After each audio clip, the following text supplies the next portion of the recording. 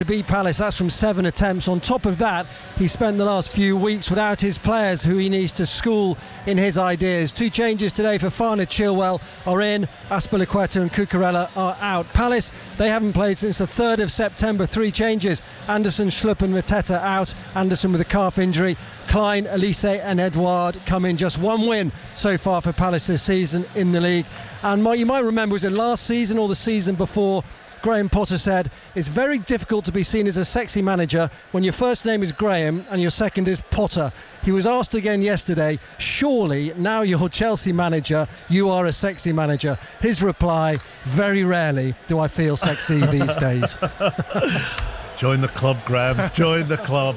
Fulham start the day in the top 6. They'll be glad that their top scorer, Alexander Mitrovic, has recovered from injury for the visit of Newcastle Mazfaruqi. Yeah, and the indicators, particularly here at Craven Cottage, have been really promising for Silver and Fulham this season, Mark. 3 wins in their last 5 league games. It's as many as they picked up in their previous 30 Premier League matches before that in total. So perhaps that's why many here are so optimistic. As you mentioned, there were concerns that Mitrovic might be absent after he picked up a slight injury during the international break, but Fulham's talisman up front does start. But João Palhinha is suspended and he could be a big loss today. He's really hit the ground running here in the Premier League. The big news for Newcastle as they look for a spark, really, a reminder they haven't won in the league since the opening day of the season, is that one of their big players going forward returns in Callum Wilson. Still no Alan Saint-Maximin though, but Bruno Guimaraes, who was also injured out, is also in the starting 11. Bournemouth unbeaten in their 3 matches since Scott Parker was sacked, so they'll be looking to continue that run this afternoon against Brentford. Jonathan Overend. Yeah, it's been quite a while now, hasn't it? 27th of August, that 9-0 at Liverpool, which saw the end of Parker. 2 draws and the comeback win at Forest for Gary O'Neill, who's in temporary charge. Still no news here on anyone new coming in, but everyone's very chilled out about it seems. Perfectly happy with the way the season's finally found some stability. Kiefer Moore, who started every league match under Parker this season, gets his first start under O'Neill, replacing Ryan Christie, to put extra pressure on a Brentford defence, which looks like it's switching back to a back 4 today. Hickey's on the bench, replaced by an extra midfielder in Baptiste, and Mikkel Damsgaard, the Danish winger, gets a first Premier League start out wide. He's in for Josh De Silva. Next to Southampton, who could lose 3 matches in a row without scoring for the first time since 2018. Are Everton turning a corner? Because they're on an unbeaten run of 5, although 4 of those have been draws. Lee Blakeman. It's a game that has some very interesting stats around it, this one, isn't it? Including Southampton having lost 13 of their last 19 in the Premier League coming into it. Staggering, that. But the big stat today concerns Ralph Hasenhüttl's team selection. 6 changes following the defeat at Aston Villa a fortnight ago. Bear with me, we could make kickoff, a missed kickoff even, quite a bit to get through. Salisu, Perro, Diallo, Gineppo, Elyounoussi and Adam Armstrong all dropped to the bench. The 6 to come in are Maitland-Niles, Coletta Carr, Aribo, Mara, Larios and Stuart Armstrong. Everton, 1 Premier League away win in their last 20, make 3 changes from the win over West Ham 13 days ago. Jordan Pickford returns in goal. Seamus Coleman replaces the injured Nathan Patterson, while Anthony Gordon drops to the bench. Dwight McNeil takes his place. Let's go back to the early game in the Premier League. Arsenal winning the North London derby 3-1 and Tottenham reduced to 10 men midway through the second half when Emerson Royale was shown a straight red for a challenge on Martinelli. Here is Mikel Arteta. Arsenal have a 4-point lead at the top of the table this afternoon. He's with Jonathan Pearce. Well, very well done, because that was a game that you knew you had to work hard in and you needed a bit of quality, and you got all of those things. I think right from the beginning we were ready for it. I think we showed a lot of bravery and commitment to play the way we wanted to play. We generated the energy that we wanted to generate at the stadium, which is incredibly helpful when you play a game like this. And I think the players took the game, grabbed the game from the hand, and I think we deserve to win the game. Exceptional performances. Martinelli, I thought was brilliant. Partey, the way he controlled things in that deep role. And Granit Xhaka, what have you done to Granit Xhaka over the 3 years? I think the whole team, and starting from the back on Aaron when he needs to make that save, Gavi, the front line, the midfielders. I think they really connected it today again, the way they can play, and hopefully it can give them more belief that they can still play at this level and play against any team and do it in the right way, the way we want to play. A former England. And Mikel Arteta was under real pressure to come to Burnley and win the football match. You can see how nervous he was. They were having a bad start to the season last season. His job was under real threat. And I was just hoping at the time that they had to give him time, because Arsenal have gone through too many managers since Arsene Wenger and trying to change things around, trying to change players, trying to bring different ones in, and they had to get some stability, and that's what they've done with Mikel Arteta, and it all seems to be working and being rosy at the minute. The team's coming out at Anfield. 5 years since you last worked with us, 5 years since you last worked with Ian Dennis. Anything changed about him in that 5 years, Steve? No, he just looks a little bit older, and he's put a little bit more weight on. He's trying to say he's got a bit slimmer, but it's not the case. Oh, I've missed you, Steve. So it's all yours, Ian. I'm not sure I can really add to that. No, I was mouthing to Steve at the time, say, tell him I've lost weight, tell him I've lost weight. Well, fair to say he didn't pass that message on. Yeah, no. Football dressing room, it's come straight back to us, hasn't it?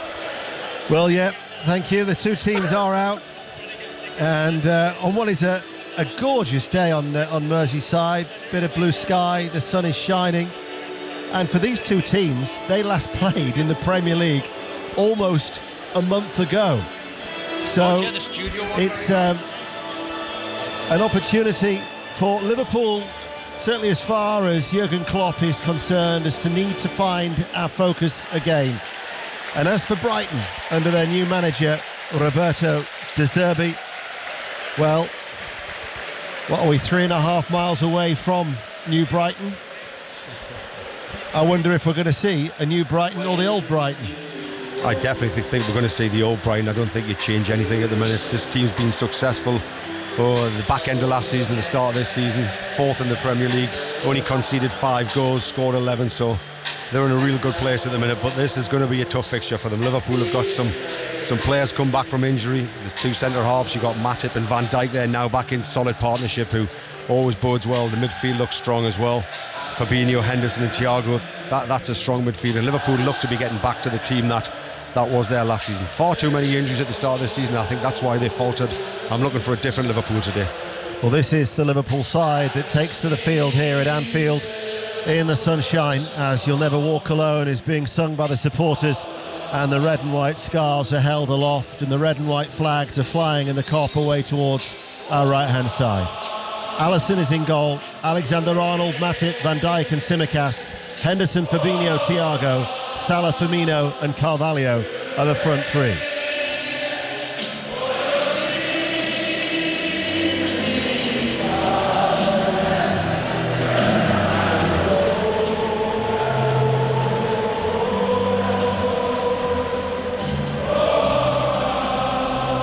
The Kop in full voice, and the Brighton fans are singing as they shield the sun from their eyes in the Anfield Road end away towards our left-hand side.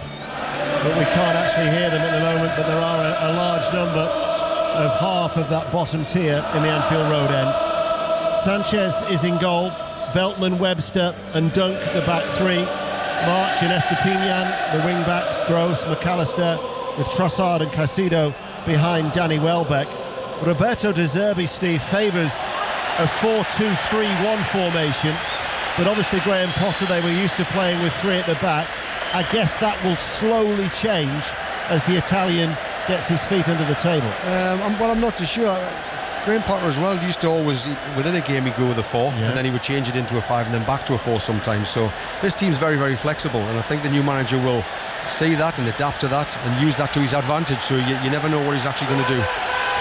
Well, he's taken his seat down below as Liverpool get us underway in the first half here at Anfield on BBC Radio 5 Live and also on BBC Sounds, all in red, playing from left to right, although there is a word of caution for Roberto De Zerbi, because each of the 5 managers whose first game in the Premier League here at Anfield against Liverpool have lost. David Pleats, Sheffield Wednesday, 1995. Chris Hutchings for Bradford City as Henderson comes forward and cleared away by Dunk. That was in 2000. Ronald Koeman when he was the Southampton manager, and more recently Daniel Farke and Marcelo Bielsa. And Liverpool are coming forward again. It's with Tsimikas. Carries the ball to the edge of the area, tries to roll it back. The interception from Gross out towards that far side, and he will clear up towards Danny Welbeck, but Matip really tight behind him, forcing Danny Welbeck all the way back to the edge of his area, and in the end Sanchez sweeps it away, all in yellow, the goalkeeper for Brighton downfield. But Liverpool have made a strong start in these opening 60 seconds. Yeah, you'd expect that. The pressing right from the start, really high. Matip going right down the line of the ball, all the way down to the goalkeeper Sanchez. And it's whether Brighton can actually get a break and play and actually impose their play. They like to get out from the back, they like to stretch the play, like to move from side to side, get in between the lines, and then release players and overload in the wide areas. Are they going to be allowed to do that? It's going to be difficult for them against this Liverpool press. Benching Chris Hutchings, the former Bradford City manager. They're now, of course, managed by Mark Hughes, and they're now 7 unbeaten in that Yorkshire derby. It's finished in North Yorkshire. Harrogate Town 1, Bradford City 2. Bradford City move 4th in League 2. Mark Hughes certainly on a good run of form with Bradford City. We'll keep you in touch with all of our featured games as we go around the grounds, as well as not missing any of the action, or hopefully not, here at Anfield, where it's Liverpool 0, Brighton and Hove Albion 0, 2 minutes played. Brighton just trying to get a foothold in the game, just trying to pass it around, getting in between the lines. We've talked about some of the players are technically really good, but Liverpool are pressing really hard right from the start. Brighton taking chances, as they always do, and they'll continue to do that throughout the game. Brighton in the moment passing the ball around the back. This is with Webster. Webster's diagonal ball, he receives it back then and then passes it back towards Caicedo, and then Webster's forced a little bit further out wide on this near side, but they've kept it just about.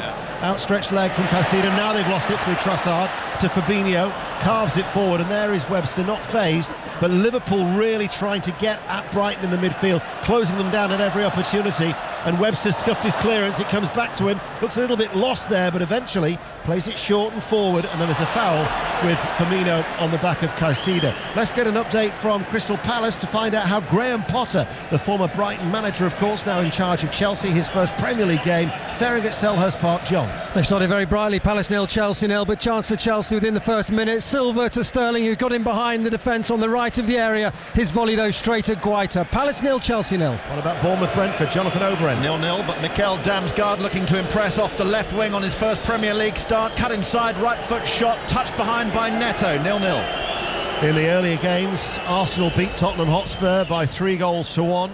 First defeat of the season for Tottenham in the...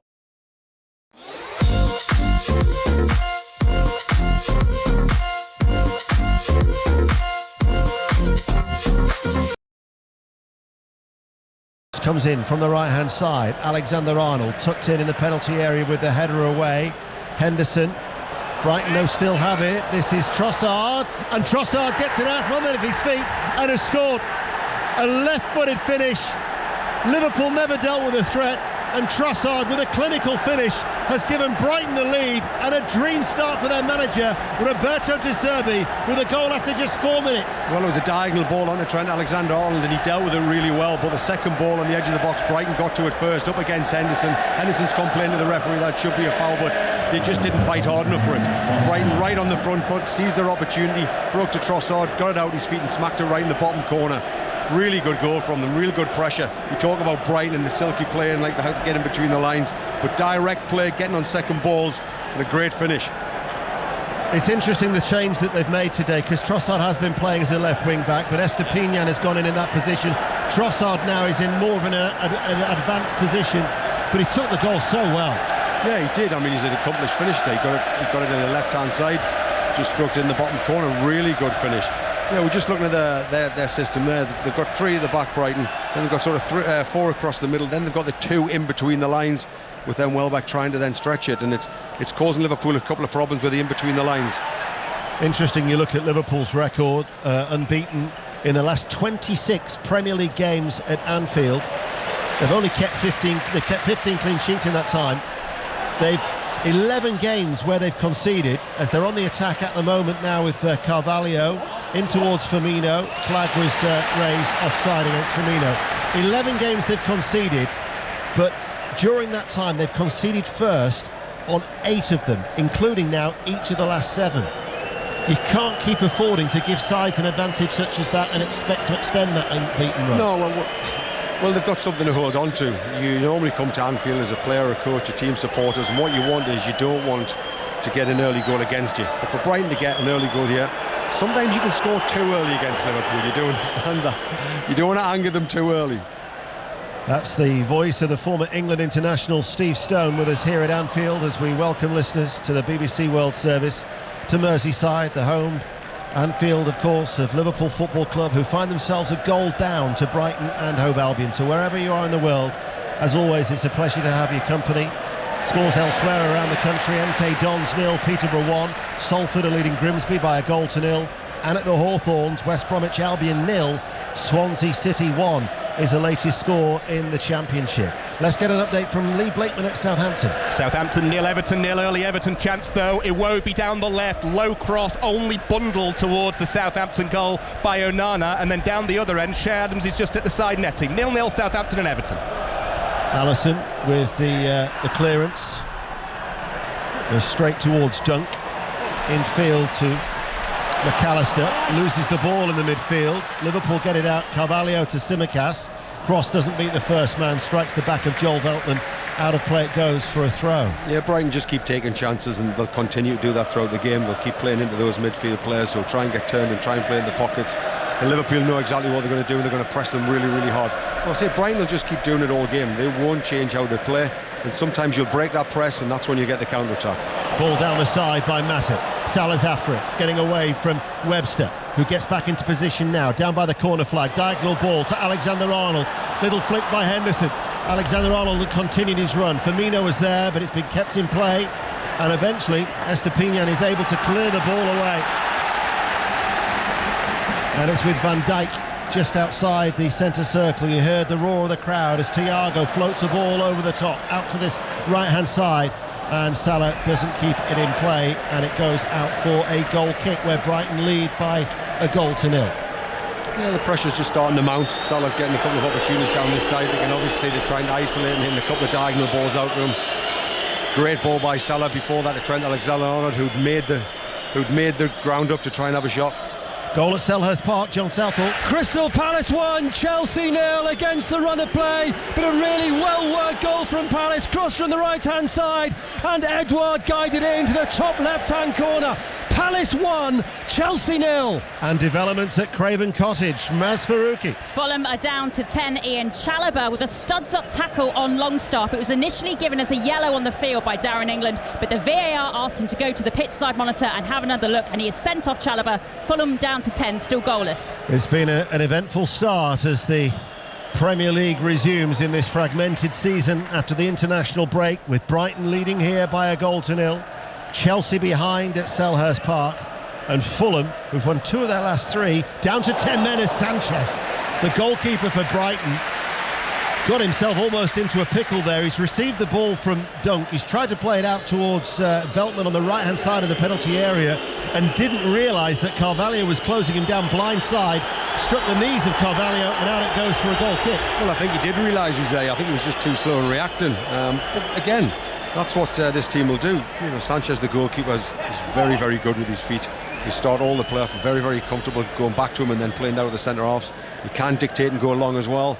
And I like the goalkeeper. Got to be honest, what I've seen him so far the last couple of seasons, I do like him. Burton 1, Forest Green 0, a latest score in League One. Brighton with McAllister, plays it back, Dunk on the halfway line, out towards Veltman, lets it come across his body, forward out towards Solly March on that far side, back to the Dutchman, Veltman, as Plymouth are leading at Wickham by 1-0. Plymouth, the League One leaders, a 1-0 up there at Adams Park. March for Brighton, diagonal ball, Welbeck drops off, little ball forward towards Trossard. March had continued his run on that right-hand side, and eventually Trossard passes the ball out towards Solly March, who delivers the cross. Welbeck with a header, and almost carried over the goal line by Allison, who makes the save. And Brighton creating very patiently an excellent opportunity. Well, it was another great move from them, worked their way up the pitch in between the thirds, got the ball out to Solly March, who delivered a great ball into the box. I think Welbeck's got a score, hasn't he? 6-7 yards out. And they just look comfortable at the minute, Brighton. They're just stroking the ball around as if they're the home team. Been a very good start from Brighton and Hove Albion. Let's get an update from the Singapore Grand Prix qualifying. Jack Nicholls. Charles Leclerc has taken pole position for Ferrari. Perez second. Hamilton nearly got pole, but he's third in the end. Disaster for Max Verstappen. He was about to take pole position. The team told him to come into the pits. We don't know why yet, but he'll start 8th on the grid for the race tomorrow. Leclerc on pole. Thank you, Jack. Commentary of that is on Sports Extra tomorrow afternoon. Five Lives Premier League Sunday, Manchester City, Manchester United at 2, to be followed by commentary of Leeds United, Aston Villa at 4:30. Liverpool looking for an equaliser. Carvalho challenged fairly by Veltman. Strong challenge as well, but very, very fair. As now it's with Gross out towards March on that far side. No other goals to tell you about around the country. Ball lifted long by Veltman. It was Gross who had ventured forward, couldn't hold on to the ball, and now with Fabinho who lifts it as Salah up against Webster, bounces off the left-hand side of Salah on the edge of the area, and Veltman will be able to clear, but it's a poor clearance. It comes towards Firmino. Firmino takes his time. Firmino has his shot blocked, and it's hooked away by Dunk, and Liverpool close to an equaliser. It's unbelievable the chances that Brighton take. They just will keep playing the same way. I mean, they're getting pressed so high up the pitch. The space is all in behind. They've just got to lift a couple in there every now and again just to back Liverpool up. But they will not change the way they're playing.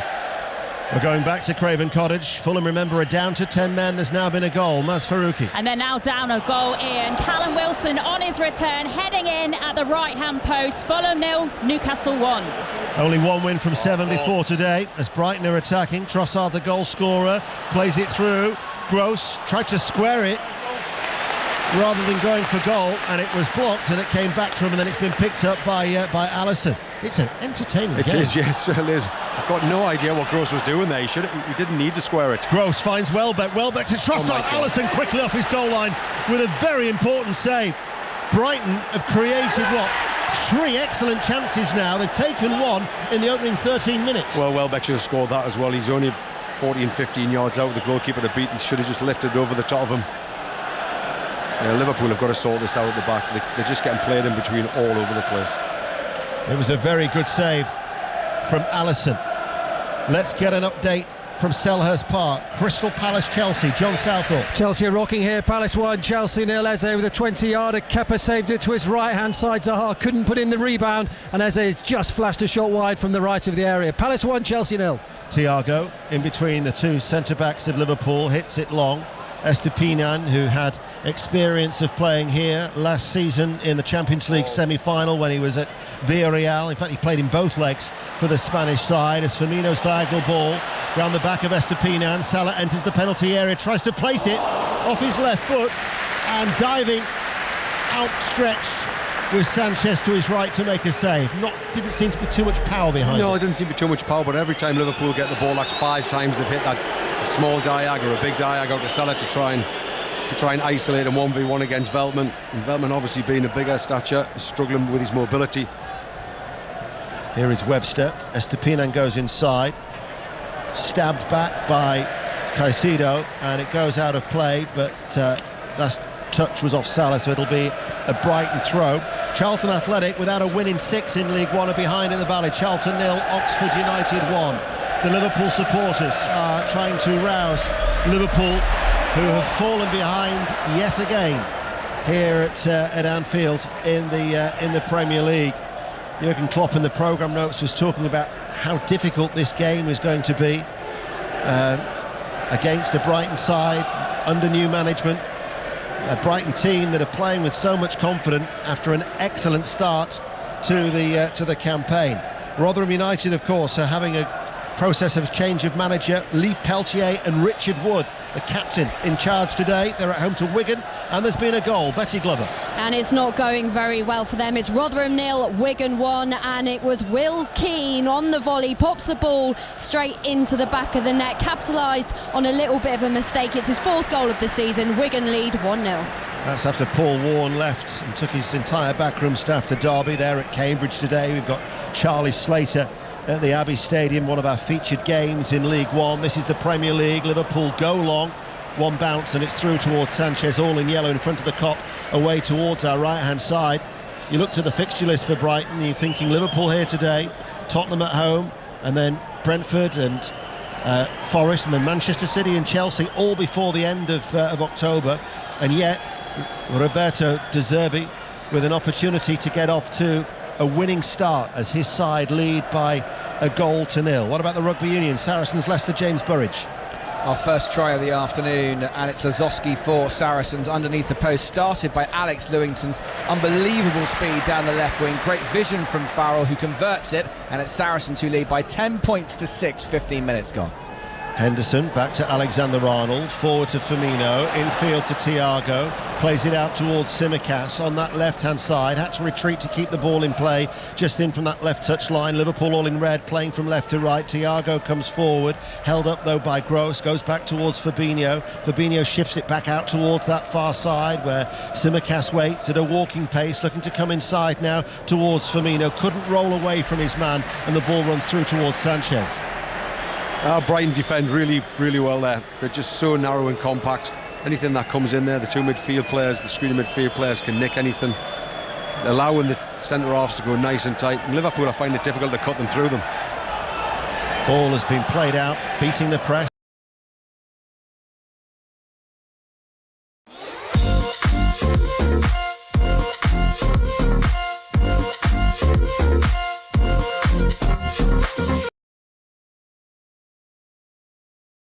Motherwell 0. Welbeck makes the run in behind on the left-hand side, pulls it back to the edge of the area, instantly laid off. Trossard at the double, and Brighton have increased their lead. First time finish from Trossard, and Brighton are 2-0 up here at Anfield, and Liverpool have problems. None for Roberto De Zerbi. His team have made an excellent start, 18 minutes played, 2-0 they lead. Well, it was a carbon copy of the first goal. Welbeck down the outside of Matip. Trent Alexander-Arnold getting pulled out of shape. Welbeck fronts Matip up, slides one down the side, little interplay around the side of the box. Great little ball down the side, and Trossard fires it exactly the same down at that bottom left-hand corner. Intricate play around the box. It's calculated, it's cool, and what a great finish. So pleasing on the eye. Was onside as well. They'll be having a look at it, but he was onside, was Trossard. And what a finish as well. Just took it so early, didn't he? Well, it was exactly the same as the first one. He was just composed. He didn't look as if he was going to fluff his lines at any time. Nice and cool into the bottom corner. But Brighton have looked composed throughout the whole game since the start. You can see they're a team that are playing with confidence, that believe in themselves, believe in what they're doing. Defensively as well, at the minute, of course, it's early on in the game, but nice and compact, allowing Liverpool to come onto them at times to counter-attack. Welbeck's playing up there on his own. He's doing a great job. He's occupying the two centre-halves. And Liverpool are finding it difficult to actually get a foothold in the game. Every time the ball turns over, you feel like Liverpool aren't going to get it back for a while. Well, the referee's played the advantage there, and now it's with Henderson back towards Fabinho. When Brighton won here in 2021, it was their only success in the last 8 visits, all the way going back to 1983, as Liverpool looking for a corner kick, get one, will quickly nip to Southampton. Lee Blakeman. Everton on top, still 0-0. Everton have just gone close from a free kick. Demarai Gray almost 30 yards out, dipped, but not quite quickly enough, onto the roof of the net, 0-0. Coventry City are leading Middlesbrough by a goal to 0 in the Championship, bottom of the table and yet to win, but they're 1-0 up there at home to Middlesbrough, who actually haven't won away from home this season in the Championship. Alexander-Arnold with the corner kick, in it goes. Firmino makes the run towards the near post, cleared only as far as Thiago, chips it into the penalty area. Two Brighton players both go for the same ball. It runs off the head of Solly March down towards the corner flag on that far side. The Liverpool left as they attack the Kop, and 2-0 down. And now it's with Tsimikas. And the thing is, it's thoroughly deserved, isn't it? Oh, it's absolutely deserved. Before that, we counted 3 or 4 Brighton chances where they could have scored as well. I think it was Solly March on the right-hand side, tried to pass one across the 6-yard box when he could have had a shot himself. Welbeck was one-on-one with the goalkeeper. You know, it's not as if the 2-0 flatters them. Do you know what makes it more impressive is that I think the players only trained for the first time on Thursday, coming back after the international break. And you got a new manager, doesn't really know the players, and yet it's been seamless so far. Well, that's because we talked before the game about would he change anything. Well, if all the players are away on international duty and you've only got Thursday, you'd probably do exactly what you've already been doing. It's been successful. There's no need to change it. Tsimikas with a free kick on the left-hand side. McAllister drops to Alexander-Arnold, hits it on the volley, right-footed. It must have been a good 25 yards out. It was off target and it's out for a goal kick. There's now been a goal at Ashton Gate in the Championship. Hamish Marshall. Against a run of play, it's Bristol City 0, Queen's Park Rangers 1. Chris Willock's shot from 20 yards back off the post, and captain Stefan Johansson quickest to follow up. Bristol City, who won their last 3 at home, and it's Wimbledon 0, Colchester United 1 as a latest score in League 2. Very casually played out there by Brighton and Hove Albion, not phased at all. So relaxed was Robert Sanchez, the goalkeeper.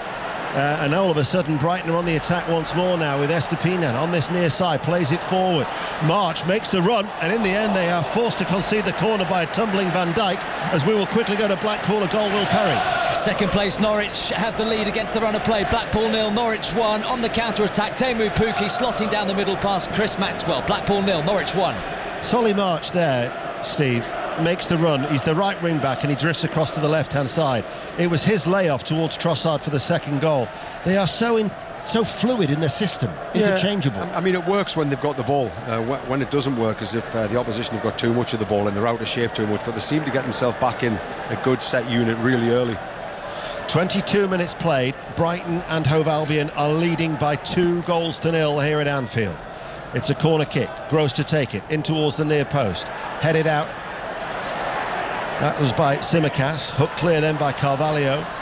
There was Caicedo to come across and curb the run of Mo Salah, and it will be a Liverpool throw as the 43-year-old Italian Roberto De Zerbi, all in black with the exception of his white pumps, with his dark but balding head down below, very casual looking, reflecting at times the confident manner that his Brighton side have played here at Anfield, as the ball is lifted by Thiago, headed away by Webster. On the half volley, out of play by Alexander-Arnold, and it goes out for a throw. I mean, we've talked about Brighton and how well they've played with the ball, but you've got to look at how they've been without the ball. They've been so compact, they've been aggressive in the second balls, they haven't let Liverpool settle into the game at all, and credit to them. It goes, going to be a throw on this near side. Let's get an update from Bournemouth. Jonathan Overend. Still Bournemouth 0, Brentford 0. We've got a very rare occurrence here of a referee being called to the screen to check for a possible penalty.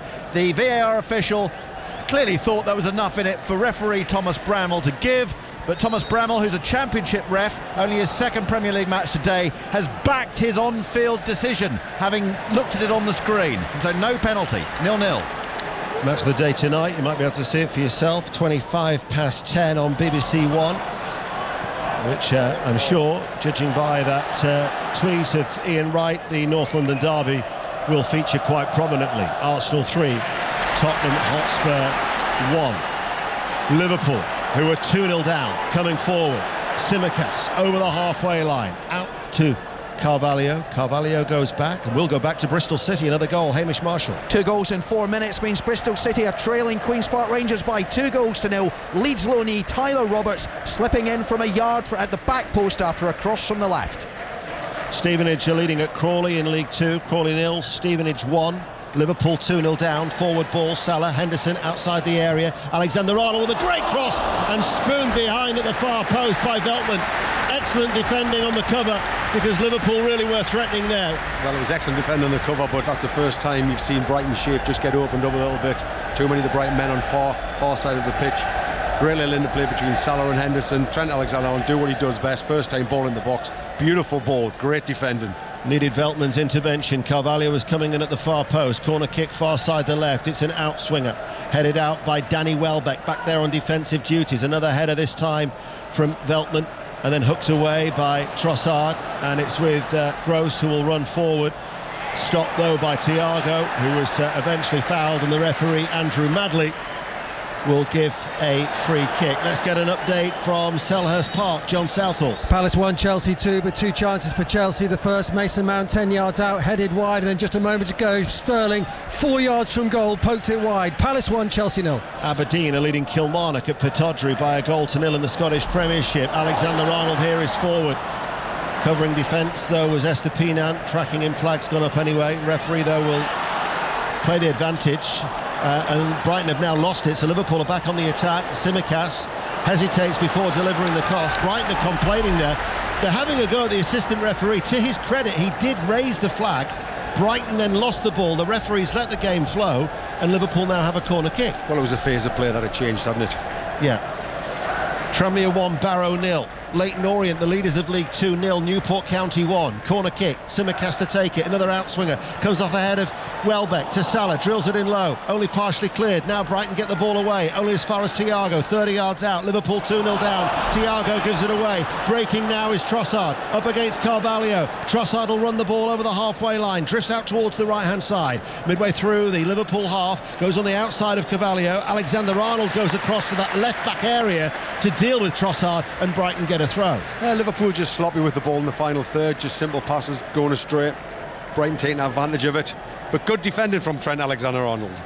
Yes, yeah, and he was needed as well. The help from Carvalho over on that far side. Let's get an update from Saracens. James Burridge. End to end here, 15 points to 13, Saracens lead. Ben Earl with the latest try in the corner after a wonderful break from Elliot Daly. Freddie Burns getting him amongst the fun too, a wonderful chip over the top, caught by loosehead prop James Cronin, who went under the sticks. Very little in this, 15-13 to Sarries. Salah lays it off, referees play the advantage. Here is Firmino, took a deflection, still will reach Salah out on that left-hand side. And now it's with Salah, who comes forward on the left, and Firmino is ahead of him. Salah now darts into the penalty area. We're going to Portman Road in a moment in League One, but Liverpool are still attacking. It's with Thiago to Henderson. Ideally, they want to try and get a goal back before half-time as they're 2-0 down, and that move breaks down, out for a goal kick to Brighton. So it's second versus third. It's Ipswich-Portsmouth, Sahel Sahi. And Ipswich lead by a goal to nil, made in Portsmouth. They were both ex-Pompey players. Chaplin found Harness, and Harness scores. Ipswich 1, Portsmouth 0. Portsmouth third, but the only unbeaten side still in League One until today. And Aberdeen have increased their lead. Aberdeen 2, Kilmarnock 0, and Stockport are leading Walsall by a goal to nil. Walsall without a win in 11, behind at Edgeley Park. Brighton, who are 2-0 up in the Premier League. Elsewhere, Crystal Palace lead Chelsea by a goal to nil. Fulham down to 10 men, trailing at home to Newcastle United. Bournemouth, Brentford, Southampton, Everton are both goalless. In the Premier League earlier, Arsenal 3, Tottenham 1. In the Scottish Premiership, Rangers beat Hearts by 4 goals to nil. Celtic, however, have responded. They're already leading 1-0. And in League 2, Harrogate Town 1, Bradford City 2. Mark Hughes' side unbeaten in 7, 4th in the table after that result, as there is a stoppage in play down below for Estupiñán to tying his bootlaces. So we'll go to Fulham. Maz. Still Fulham 0, Newcastle 1. Mitrovic has been booked. The players and the home fans obviously very unhappy with the referee after that red card for Chalobah. And Newcastle, as you expect, dominating the chances and dominating the possession. 10-man Fulham 0, Newcastle 1. Yellow card is going to be shown here to Estupiñán, the Ecuadorian international, for time wasting. Yeah, he deserved it. There's no need actually to do that, you know. He's still in no real hurry to take the throw now.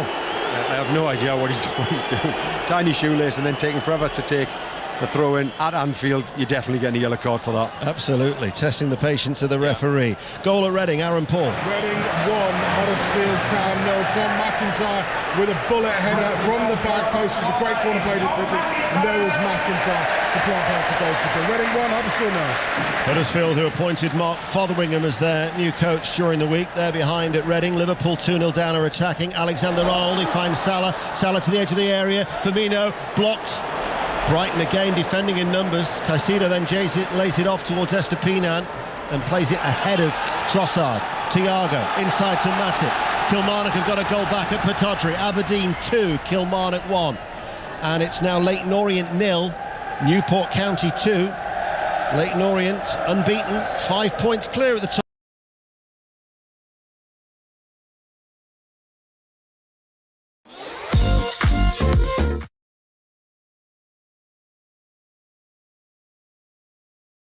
Playing from left to right to Henderson. Heavy first touch. Firmino on hand to help him out. Alexander-Arnold rolls it. Forward ball. Salah had made the run. Carvalho is there. In towards the feet of Firmino. Stumbles over the ball. It breaks towards Salah. And Salah almost scores. And Sanchez quickly off his goal line denies him. Great interplay by Liverpool there. Brighton just couldn't clear the lines. Too many Liverpool bodies in the box. Broke to Salah on the right-hand side. I think everybody in the stadium thought he'd scored. He was quickly off his goal line, wasn't he, Robert Sanchez? And there's a Brighton player down. Where will we go next then on BBC Radio 5 Live? It's just St Mary's and Lee Blakeman. 0-0, but another chance for Everton and another one for Damari Gray, this time cutting in from the left, 20 yards out. He hit it hard, he hit it low, but he hit it straight at goalkeeper Bazunu. Everton on top, 0-0 at the moment though. An outstretched leg from Sanchez from the resulting corner, caught by Sanchez as we go back to the south coast, but this time to Bournemouth. Jonathan O'Brien. Oh yes, the Riviera, and the sun is shining, but it's Bournemouth 0, it's Brentford 0. Reasonably uneventful this, and no real complaints from Bournemouth about that penalty appeal that wasn't given after the VAR check. 0-0. Liverpool's best chance for you, that one from Sanchez? Yeah, Salah? of course, he's only about 6 or 7 yards out. Unfortunately for Salah, who's on his right foot. It's definitely going to the back of the net if it's on his left. But great save from Sanchez. Came for the cross as well. Really looks like a really competent goalkeeper. Yeah, he was very, very alert, as he is now. Although the distribution wasn't the best, it was lacked any elevation. It went straight to Fabinho. Liverpool just don't seem to have settled, and you sense an anxiety around Anfield. Oh, you can, of course you can, because they're 2-0 down. They realise that also Brighton aren't panicking. Defensively they're good. When they get the ball, they're a threat. They've got no problem with playing a longer ball if they need to up to Welbeck, or playing in between the lines to the likes of Trossard, March, McAllister, and they're doing a good job with it so far. It's still early. There's only half an hour gone in the game. There's an hour to go. You know, Liverpool have got subs on that bench with it can change, and this will be a different game in the second half. This won't always stay the same. Yeah, they have got a lot of reinforcements on the bench, and they may well need them as well as the 2-0 down. Penalty at Ipswich. Sahel Sar.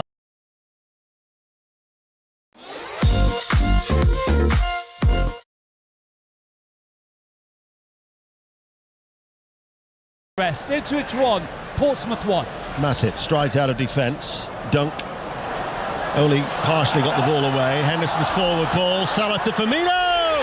Firmino gets the goal back, but the flag is raised. It is a late flag. It will go to VAR. Liverpool celebrations are cut short. Well, that's the first time they've got off the back of one of the Brighton centre-halves. Not a great clearance from when he's tried to retrieve it. But Liverpool have got bodies forward, just creating a little bit more of a threat. It still looks a little bit scrappy, doesn't it, in what they're trying to do and how they're trying to do it. The expectation is from the Liverpool players. They're not expecting this goal to be given. They've already set up ready to defend a free kick for Brighton. Yeah, but that's a couple of chances now in 2 minutes. Yes. Yeah. I tell you what, though, looking at it again, I just wonder whether the left heel of Webster has played Salah onside. They're checking the goal now. Simon Hooper is the VAR at Stockley Park. This might be given, you know, and it was Salah who very cleverly knew that Sanchez was coming towards him. The goal will be given. The goal will be given. Liverpool fans don't know it yet, but I can see it on the little monitor.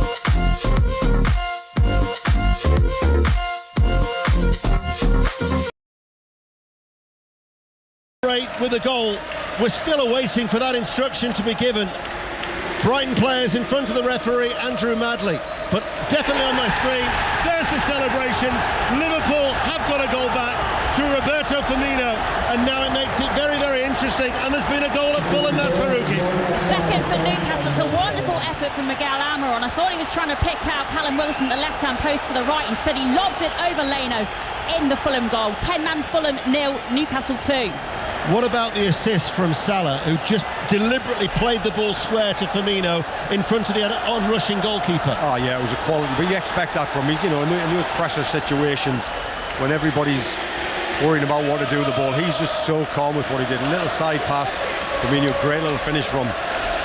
But the run that he made from out to in, yes, right off the back, and it's the first time we've seen Salah made that run off the back of one of the Brighton centre-halves. Everything's been in front of them or trying to get in between them and little thread balls into the box. Sometimes you've just got to back a team up and put something in behind them. And I did say it was early. You did. You 2-0 up at Anfield, 30 minutes gone. It's so long to go. Yeah, it might have been 5 years since you were last working with us, Steve, but you haven't lost it. Grimsby have equalised at Salford. Salford 1, Grimsby 1. And Liverpool have reduced the arrears before half-time. And Roberto Firmino, with his 4th goal of the season, turns 31 tomorrow. He was an unused substitute for the 2 games that Brazil had during the international break. And starting today, one of 3 changes that Jurgen Klopp has made from the last match against Ajax in the Champions League and on the score sheet. Someone else is on the score sheet at Reading. Another goal, Aaron Paul. Yeah, Reading 2, Huddersfield Town. Now, this is some brilliant work by Jeff Hendrick. Down the left-hand side, he's cutting onto his right, played the ball across the face of goal, and it looks like it's deflected off the goalkeeper and headed into the back of the net for an own goal. Reading 2, Huddersfield 0. Salah with a run and shot, edge of the area, left-footed. It's gone over the top. But there is a real belief now. You sense that anxiety has certainly disappeared, and the crowd are urging Liverpool on at every opportunity. Well, Salah's come to life, hasn't he? Everything that's good's going through him. He's run off the back of one of the, I think it was Dunk, off the back of Dunk for the goal. Just changed the flow of stuff.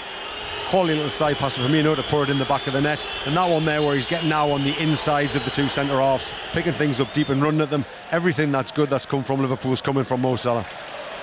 Mo Salah with another opportunity for Liverpool that was off target, as Brighton still leading by 2-1. Free kick for a foul on Carvalho. What about Graham Potter's Chelsea at Crystal Palace? John Southall. Well, they still trail Palace by 1-0. We've just had a check from VAR for a possible sending off for Thiago Silva. Edouard got round him, and for me it looked like Silva pushed the ball away with his left hand, and he was the final man, but just a yellow. Palace 1, Chelsea 0. MK Dons 0, Peterborough 2, latest score in League One, as the ball runs out for a goal kick. And before we talked about Estupiñán getting a yellow card for time wasting, Robert Sanchez is testing the patience of the Kop as well. He's in no real hurry with his languid style in waiting to take a goal kick. Eventually he does, right-footed, downfield. Another goal at Celtic. Connie. In the strangest fashion possible, because it was out of nothing. Josip Juranovic was just trying to clear the ball back to his own goalkeeper, Joe Hart. He headed it, actually, and he headed it over the top of his own goalkeeper into the back of the net. So it is, as it stands, Celtic 1, Motherwell 1. Rangers, who had gone a point clear of Celtic after that 4-0 victory over Hearts at Tynecastle in the earlier game. Liverpool Rangers, incidentally, on Tuesday night will be live here on BBC Radio 5 Live, and then 24 hours later we're down at Stamford Bridge for Chelsea against Milan.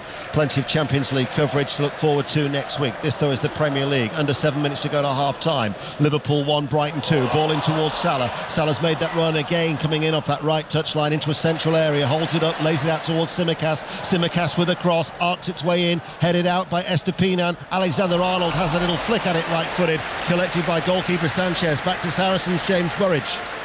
A third try for Saracens. They now lead 22 points to 13. This time Max Malin's under the sticks after a wonderful break from Jamie George on the shoulder. Sarri's playing with width, with freedom and incision, blowing Leicester away in the early half. 3 minutes to half time, 22-13 Saracens lead. Straight to Selhurst Park, goal, John Southall. Palace 1, Chelsea 1, and the first goal for Pierre-Emerick Aubameyang. He's just tucked it into the bottom left-hand corner. Really good finish from him. Turned 12 yards out and planted it into the corner. Palace 1, Chelsea 1. Massive across the back towards Van Dijk. Virgil van Dijk, who's never lost a Premier League home game as a Liverpool player. 67 matches that sequence currently stands at, as Liverpool looking to come from behind. They've already got 1 goal back. Salah to Carvalho, couldn't quite control, wouldn't stick for him in the penalty area, and Sanchez clears in the shadows of the Kop. Is now in the sunshine. Thiago, left of the centre circle, picks it up. Carvalho under pressure from McAllister, snapping at his heels, hassling him, harrying him. Back it goes then towards Van Dijk. A slip by Carvalho to Welbeck. There is Henderson on hand to help out. Liverpool have got that bit between the teeth now, Steve Stone. Yeah, and they've just got a bit more quality in their play. The passes are assured. They're finding the feet. They're getting in between people. Everything's going through Mo Salah. Everything good is going through Mo Salah. And he's the difference. You just look at Brighton now. They need to get some sort of foothold in the game. We're talking about Sanchez before, about time waste, and of course you expect the opposition to time waste. There's no way you're going to come to Anfield and want the ball in play. Here is Carvalho back with Firmino. Tsimikas far side the left in front of the Sekeni Dalglish stand. Thiago, Van Dijk left side of the centre circle in the Brighton half. Alexander-Arnold in a central position, caught by Estupiñán. The left wing back had tracked Liverpool's right back all the way, and it will run away from Solly March and out for a Liverpool throw almost midway through their own half, with 4.5 minutes to go to half time. Yeah, Brighton just keep turning the ball over now, don't they? They've worked so hard the first half. Liverpool are pressing really hard every time they turned over. Before, Brighton were keeping it, were moving up the pitch quite easily. Now the ball's getting turned over and Liverpool have got that constant wave of attacks coming. And this is with Salah coming in off the right touchline. Back heels the ball to Henderson. At walking pace, he's onto the ball, then to Matip. The two of them exchange passes. Henderson now goes inside towards Alexander-Arnold. Carvalho to Alexander-Arnold, almost trying to draw Brighton out. Matip now towards Van Dijk. Liverpool certainly dominating here and controlling the ball, but they trail by 2-1. 5 Live in the World Service from the BBC. Tsimikas, couple of step overs on the left-hand side. Gets a foot into the challenge of Solly March. Carvalho on the slide. Out it goes for a Liverpool throw. Liverpool looking to try and maintain the pressure. Bolton are leading Lincoln by 1-0 in League One. As now it's with Alexander-Arnold. What a ball that is towards Salah. Bounced off the chest of Salah. He might have had his heels clipped, but it certainly wasn't a clear and obvious error. And it runs through. No, but it's a ball. It's a ball again for in behind for Salah, off the back of Veltman, off the back of Dunk. They're just trying to get the two big centre-halves to square up, and anytime they do square off, he's just looking to run off the back of them. He's caught them 3 or 4 times in the last 10 minutes. And Brighton finding themselves under pressure at the moment. Rochdale 0, Doncaster 1 is the latest score in League 2. 2.5 minutes to go to half-time. Aerial challenge that Alexander-Arnold beats Trossard with, but that ball then collected by Webster. He and Dunk exchange the ball at the back for Brighton and Hove Albion, who went 2-0 up through 2 goals from Trossard. But after VAR, that goal from Roberto Firmino giving Liverpool the goal back after 33 minutes. Elsewhere in the Premier League, Bournemouth and Brentford still goalless. Palace 1, Chelsea 1, Fulham 2-0 down at home to Newcastle United. Chalobah was sent off after just 8 minutes. Southampton and Everton is 0-0. West Ham Wolves, we will have commentary here on BBC Radio 5 Live after Sports Report, the results and the reaction with Mark Chapman, and then West Ham Wolves with Conor McNamara and Michael Brown. 2 minutes to go to half time. Anfield falls silent as Liverpool patiently at the back to Firmino, but they've got Nunez, they've got Jota, they've got Diaz all on the bench as Matip sprays the ball forward, headed away by Estupiñán, helped out by Casido, flicked away by Webster. Webster under pressure, Henderson trying to close him down, holds off Henderson out towards Veltman, chips the ball up towards Welbeck, controls the ball in the centre circle, then it's hit early by Casido out towards this near side in the sunshine. Downward header, nodded back by Estupiñán, and handball against Salah. Free kick to Brighton. Well, it's the quietest part of the game. It is. It's actually settled down and we're 43 minutes in. It's taken my breath away. It's been a fantastic advert for the Premier League, and I think Brighton will be delighted to get back in at 2-1. Certainly felt very, very frantic here at Anfield, as I'm sure it has at Fulham, where there's been another goal. Maz Faruqi. And it's another goal for Newcastle. Longstaff this time getting on the closest and quickest to the rebound after a great effort from Dan Burn was saved by Lino. Fulham 10-man, Fulham 0, Newcastle 3. Crystal Palace 1, Chelsea 1, Bournemouth and Brentford, Southampton and Everton are both goalless. Brighton lead 2-1 here at Anfield. Free kick just in from the left touchline. Solly March to take it, left-footed. Headed out by Thiago in the penalty area, headed back by Gross 30 yards out from goal. Head tennis at the moment, then eventually brought down off the chest by Gross to March, who stayed out on this left-hand side. The right wing back, McAllister, plays it now towards Casido. Brighton have committed everybody forward. Every outfield player is in the Liverpool half at the moment as they look for a goal before half-time, and we're about to find out how much stoppage time there will be as Trossard delivers the cross deep into the penalty area, headed by Alexander-Arnold. It looked like it might have felt there towards Gross, comes out to Estupiñán, wins the challenge against Salah, back in towards Gross on the slide. Van Dijk is there, bit of a scramble, 6 yards out, and eventually picked up by Alisson. There's been a goal meanwhile at Cambridge. Charlie Slater. Cambridge 0, Derby 1. An awful mistake from Zino Rossi at the back. He's presented it to James Collins who's put it past the goalkeeper, and Derby are in front in the dying moments of the first half. Cambridge 0, Derby 1. Now Solly March has just been adjudged to have fouled Henderson. I'd like to see that again. Thought he caught the ball. Yeah, I thought he got the ball as well. And as he's coming out, he's left his whole defence bare if he loses that. Just before we went off to Cambridge, there was a little bit of a scramble 6 yards out. Was a chance. Van Dijk a little bit clumsy? A little bit clumsy on it, but you know, he put his body in the way of the ball. I think again, Brighton trying to just play that little tippy-tappy stuff in the box, which is causing Liverpool problems when they get around the box. Salah spins away from Webster, right-hand side, looking for a late equaliser in stoppage time. Salah waits, sends over the cross now. Tsimikas with a downward header, 6 yards out, slice clearance by Dunk, drops on the edge of the area, headed forward by Fabinho, cleared away by Caicedo. 3 minutes of stoppage time that we're into here at Anfield. Liverpool trailing by 2-1. Tsimikas, left-hand side, cross blocked by the back of March.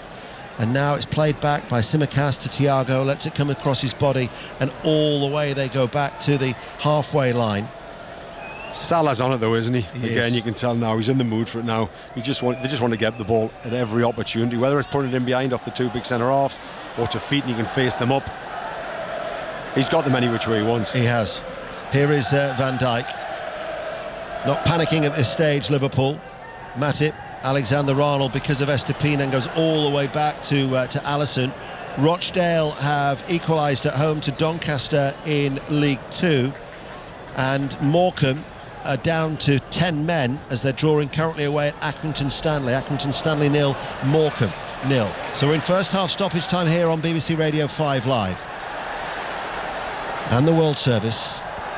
And it's clouded over a bit now. Not much blue sky, if any. Tell a lie, there is a pocket away towards our left, high and behind the redevelopment that is currently taking place at the Anfield Road end, but that's about it. But it's Liverpool 1, Brighton 2 that remains the latest scoreline, as we will quickly nip to Selhurst Park and John Southall. Well, Chelsea have just squandered a chance. Palace 1, Chelsea 1. Had a free kick 8 yards out after a back pass. Mason Mount threw loads of legs into the side netting. Palace 1, Chelsea 1. Here is Van Dijk. Waits midway through his own half. Thiago, lovely little drag flick back towards Tsimikas. Tsimikas now away on that left-hand side, holds on to the ball to the crowd's frustration, then releases it to Firmino, chips it, little dink ball back towards Tsimikas, rolls away from his marker towards Thiago, inside now to Fabinho. Because of Brighton's pressing, Fabinho goes back, and the referee signals the end of the first half. It has been extremely entertaining. A half where it's Liverpool 1, Brighton and Hove Albion 2, and Brighton were leading 2-0 inside the 18-minute mark by 2 goals from Trossard. They had created other opportunities, but Liverpool have worked their way back into the game, and Salah's layoff to Firmino 12 minutes before half-time, reducing the arrears after VAR had looked at it. Here are the thoughts of Steve Stone. Well, Brighton fully deserved the 2-1 lead. I know Liverpool have came back into it, but before Liverpool got the goal, they actually recounted 6 or 7 great chances that they could have scored from. Sometimes they overplayed in the box a little bit, Brighton, but to their credit, they've kept going and tried to do exactly what they're going to do. They're not going to change whatever happens in this game. They've defended really well, but Liverpool are now starting to ask questions. Salah's right in the mood. He's coming to feet. He's facing people up. He's dribbling off little 1-2s, getting off the back of people. It's going to be a different second half, that's for sure. It's certainly going to be an interesting and hopefully another entertaining half of football. Hope you can join us. Half-time at Anfield. It's Liverpool 1, Brighton and Hove Albion 2. Really eventful first 45 minutes in so many of the Premier League 3 o'clock. So much going on that a lot of them are still playing. So the fact that Southampton-Everton has reached half-time indicates that that's probably the least eventful of all the games that's going on. Lee Blakeman. Lots going on in the 3 o'clock Premier League games, and then the Southampton-Everton. Everton created by far the better of the chances. It's 0-0 though. Gray's gone close from distance twice. Connor Cody was denied a tap-in by Gavin Bazunu in the Southampton goal, and Mopé has had a decent header save too. Down the other end, the home team have hit the side netting through Shea Adams. Stuart Armstrong had a half-chance saved, and that has been about it. Saints fans have been understandably restless because at half-time it's Southampton 0, Everton 0. More eventful at Bournemouth, Jonathan Overend? Marginally. Bournemouth 0, Brentford 0. Brentford the more dangerous over the 45 minutes. The best chances coming in the last couple of minutes. A header from Christopher Ayer over the bar, but only just after Damsgaard's chip to the far post, and then up the other end to Vernier. Thought he was about to score for Bournemouth until Ben Mee slid in quite brilliantly to deny him with that saving challenge. Earlier, where there could have been a penalty, had VAR had his way, he advised the referee to look at the screen for a foul by Mee on Zamora, but the referee looked at the screen and said, nope, I'm not having that. I'll stick with my on-field decision, which was no penalty. Unusual. Bournemouth 0, Brentford 0. Fulham are fuming, Newcastle are flying. Maz Faruqi. Yeah, 10-man Fulham, Newcastle 3. It's an obvious thing to say, but the red card for Nathaniel Chalobah 6 minutes in was the turning point after his studs-up tackle on Longstaff was flagged by the VAR officials. Callum Wilson on his return to the Newcastle side, Miguel Almiron and Sean Longstaff were the scorers for the goals for Newcastle, but you fear if you're a Fulham fan that they might get plenty more in the second half. And to really rub salt in the wound for Fulham, Mitrovic limped off with an ankle injury after 35 minutes. Marco Silva's had to make 2 enforced changes, in fact. So Mbabu and Kuzawa are also off. Kearney Diop and Vinicius are on, but Fulham have an awful lot to do in the second half. They trail 3-0 at home. Speaking of anger, Patrick Vieira's not best pleased. John Southall. Yeah, he's picked up a yellow card towards the end of this half. It's been a really entertaining 45 minutes. Got about a minute to play. That's because Nathaniel Klein has been stretchered off. He fell really awkwardly and looked in some pain as he went off the pitch. Havertz has also just curled a shot wide of the left-hand post. Still playing here. Palace 1, Chelsea 1. Earlier, Arsenal beat Tottenham 3-1 in the North London derby. Emerson Royale sent off midway through the second half. Arsenal have a 4-point lead at the top of the Premier League. In the early game in the Scottish Premiership, finished Hearts 0, Rangers 4. Hearts play more than a half with 10 men. All the 3 o'clocks are at half-time in the Scottish Premiership, so let's go to Celtic Park. Connie McLaughlin. Yeah, Celtic 1 at Motherwell 1, Mark, and this has been a strange one because Celtic have been comfortable, but they might not have been as sharp as the fans have been used to seeing since the start of the season. They took the lead through Kyogo, his 7th goal of the season after the assist from Matt O'Reilly, but then a really unusual mistake from Josip Juranovic. He was trying to send a simple ball back to his goalkeeper Joe Hart, but he chested it. I think it was more over the side of him rather than over the top of him, but it literally into the back of the net, so I guess it doesn't really matter what part of his body it missed. And they were both just standing thinking, I'm not sure really what happened there. The fans were sort of similar. Motherwell were delighted. And again, similar to the St Mirren game, not looking as comfortable at the back for the home side without Starfelt and Carter Vickers. I think that has been the key. But at half-time, it's Celtic 1, Motherwell 1. Elsewhere in the Scottish Premiership, at half-time, Aberdeen lead Kilmarnock by 3 goals. Swan, new manager for Dundee United in Liam Fox, but they're behind at Tannadice at half-time. Dundee United 0, St Johnstone 2. Goalless between Ross County and Hibernian and St Mirren and Livingston. They are going down the tunnel at Selhurst. John. Palace 1, Chelsea 1. It's been a really good half. There's 2 good finishes as well. The first from Odsonne Edouard. He started and finished it. Fofana gave the ball away. Edouard played it out to the right to Ayew, who played it back in. He continued his run and finished it into the top left-hand corner from 5 yards, sliding in. Eze 3 times then went close, and I think Thiago Silva's lucky to be still on the pitch. Got in a right mess on the floor. Edouard was about to go round him. He then appeared to push the ball away with his left hand. He was the last man, but VAR looked at it and only gave him a yellow. Watch it later and see what you think. It's very odd, John, isn't it? I mean, I just don't understand. I don't get it. No, I don't. I mean, he clearly pushed it away with his hand, it was obvious, and he was the last man, and he was denying a goal-scoring opportunity, and he stayed on, and VAR looked at it. So, who knows? Sorry, I interrupted you. Yeah, but you're right. Anyway, the equaliser. I just finished with the equaliser. Aubameyang, first goal for the club. Really good finish. Turned 12 yards out and planted it into the bottom left-hand corner. Vieira's had a yellow card. Terrific half. Palace 1, Chelsea 1. Thank you very much. Let's go into the Championship. Leaders are being held at half-time. Katie Smith. Yeah, Sheffield United 0, Birmingham City 0. I don't think the league leaders will be pleased with how even this half has been, and there's just no atmosphere at Bramwell Lane at all. I keep taking my headphones off. The fans are really quiet. Tommy Doyle hit the crossbar from a free kick on the far left. There was a low shot from Sander Berger as well, flashing past the post. Birmingham causing a few problems on the counter. No shots on target yet for them. United, though, looking, remember, to make it 5 wins in a row, but goalless at half-time. Just to be clear, no reflection on Ian that you keep taking your headphones off. Is that right? Absolutely none at all. Norwich could close the gap, and at the moment are closing the gap. Will Perry. Blackpool 0, Norwich 1. Teemu Pukki with his 4th goal of the season against the run of play at the time after a mistake from Thompson. The Finn 1-on-1 kept his cool. Nunez clipped the Blackpool bar from a free kick at the other end. Corbinu struck the outside of the post for the home side, and Wright couldn't place his header into an empty net from a tight angle just before the break. Blackpool 0, Norwich 1. And Reading aren't going away. Aaron Paul. Absolutely. Reading 2, Huddersfield 0. The hosts deserved their lead here at the break. More probing in attack. They took the lead through Tom McIntyre, whose back post header from a corner couldn't be kept out. Jeff Hendrick created the second, playing a ball into the box that took deflections off of Lee Nichols and then his defender Mikael Hellick. The home fans thought they had a third as Tom Ince fired into the side netting from a free kick. Plenty of food for thought though for the new Huddersfield manager Mark Fotheringham, because at the break it is Reading 2, Huddersfield 0. Let's go to Cardiff City next. Laura Kenyon.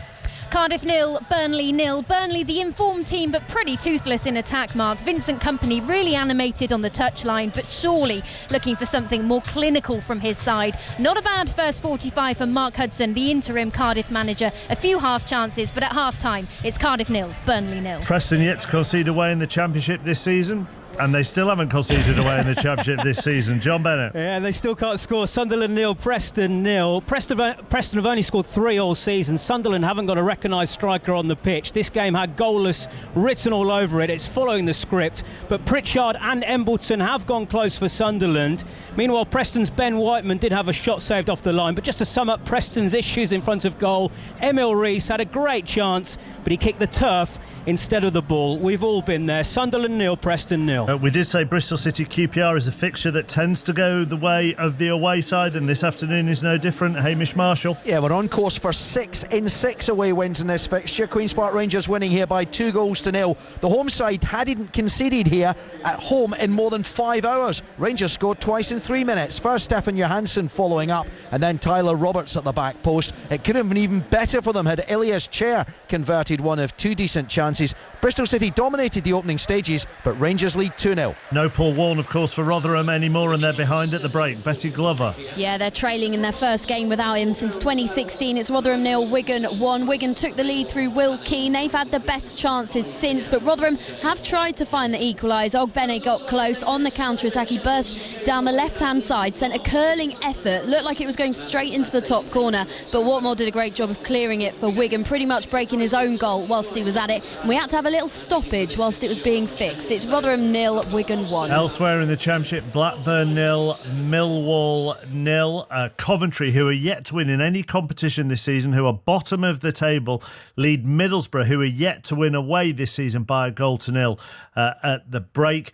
And at half-time, West Brom, who've drawn 7 of their 10 games in the Championship this season, are behind at the Hawthorns. Swansea lead there by 1-0. Second against third in League One, Sahel Sahi. Yeah, Ipswich 1, Portsmouth 1. Mark, it hasn't disappointed. Ipswich quicker from the start, and they took a deserved lead. Connor Chaplin, who earlier hit the post, he picked out Marcus Harness and he finished coolly. Portsmouth, they pulled up their socks. They fought back. Colby Bishop from the penalty spot after Dane Scarlett was tripped by the Ipswich goalkeeper. Half-time, Ipswich 1, Portsmouth 1. Going better for Paul Warne's new side than his old one, Charlie Slater. Certainly is. Cambridge 0, Derby 1. Paul Warne's side deservedly in front, albeit thanks to a big slicer lock for them. Horrible error from Zeno Rossi at the back. Only 30 seconds remaining in that first half. A fresh air kick, and there was Derby striker James Collins to take advantage, score his second of the season. Derby's first goal under Warne, and their first away goal of the season. They started really brightly. Cambridge have had the odd half chance, but nothing more. Cambridge 0,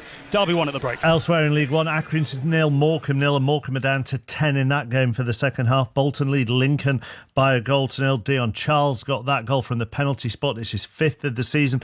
Bottom of the table, Burton, who've lost all 4 of their home games this season, lead at the break by 1-0 over Forest Green Rovers. It's Charlton 0, Oxford 1.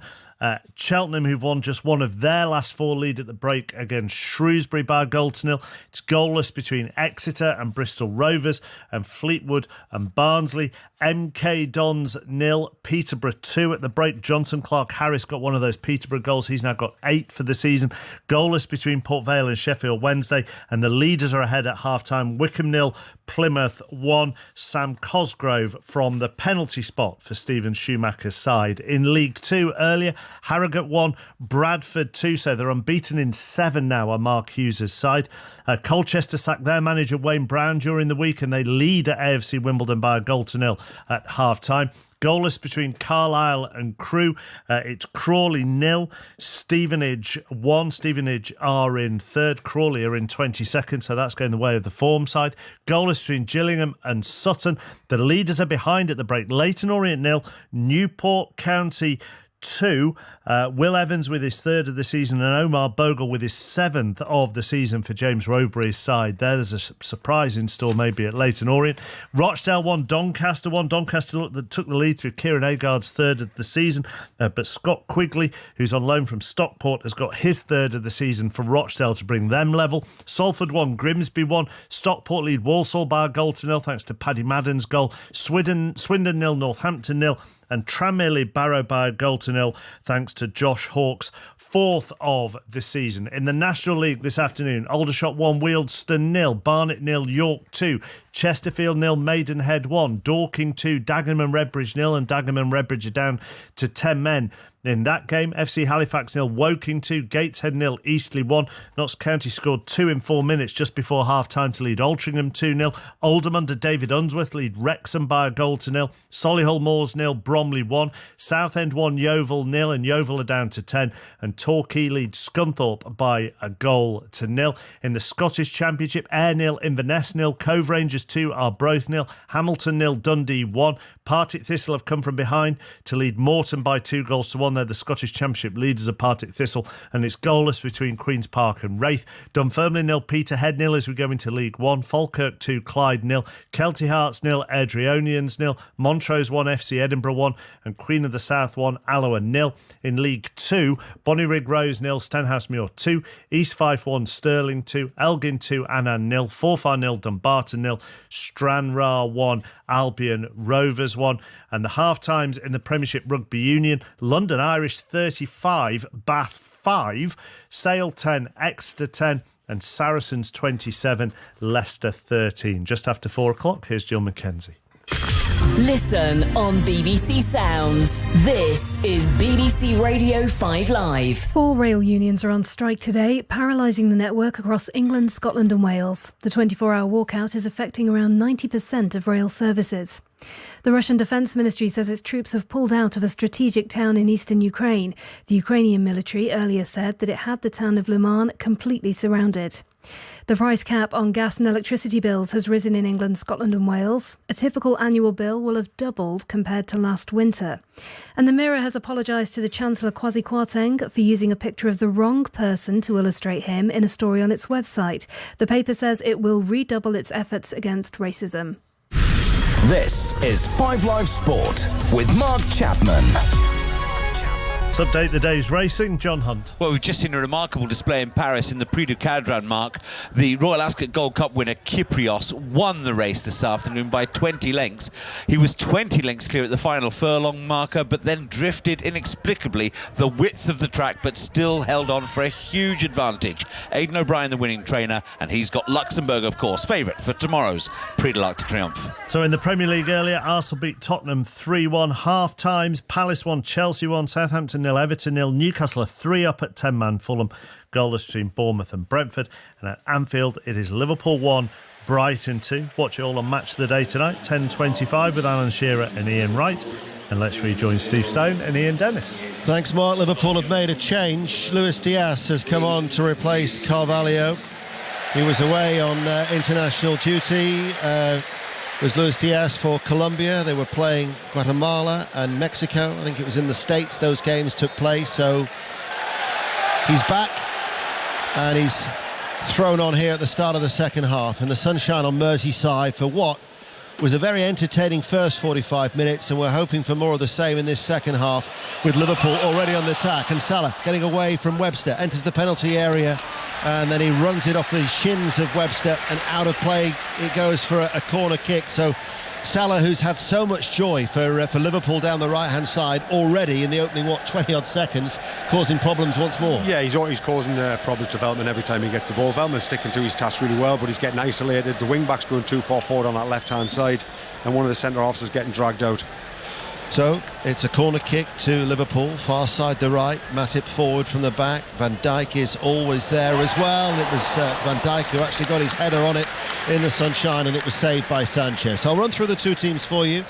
Liverpool all in red, playing from right to left in this second half, defending the Kop, attacking the Anfield Road end, with Alisson in goal, a back four of Alexander-Arnold, Matip, Van Dijk and Tsimikas, a midfield three of Henderson. He had missed the last 3 matches with a hamstring injury, did come on late on Monday night at Wembley, England against Germany, as Dunk chests the ball back towards Sanchez, almost went past him. Also in that Liverpool midfield is Fabinho and Thiago, and now you've got a front three of Salah, Firmino and Luis Diaz.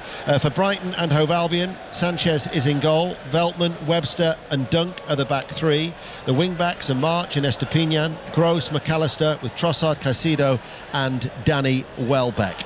Brighton in their blue and white striped shirts are playing from left to right. We'll break away from Anfield, a goal at Southampton. Lee Blakeman. Goal for Southampton, and Joe Aribo has got it. Great move down the left, was pulled back to him, edge of the area, hard and low, across goal, bottom corner. Great finish. Southampton 1, Everton 0. Everton, who had celebrated back-to-back clean sheets for the first time since 2021, with that first Premier League win against West Ham before the international break, though not conceding keeping a clean sheet here today, as Welbeck tries to take it on, couldn't run with it, loses the ball as Matip steps out of defence. Now to Luis Diaz on this left hand side over the halfway line, midway through the Brighton half, drifting in field, plays it back towards Tsimikas. Wimbledon have equalised at home to Colchester. Wimbledon 1, Colchester 1 is the latest score in League 2. You're listening to BBC Radio 5 Live and the World Service here at Anfield, where it's Liverpool's unbeaten run in the Premier League at Anfield since March 2021 against Fulham.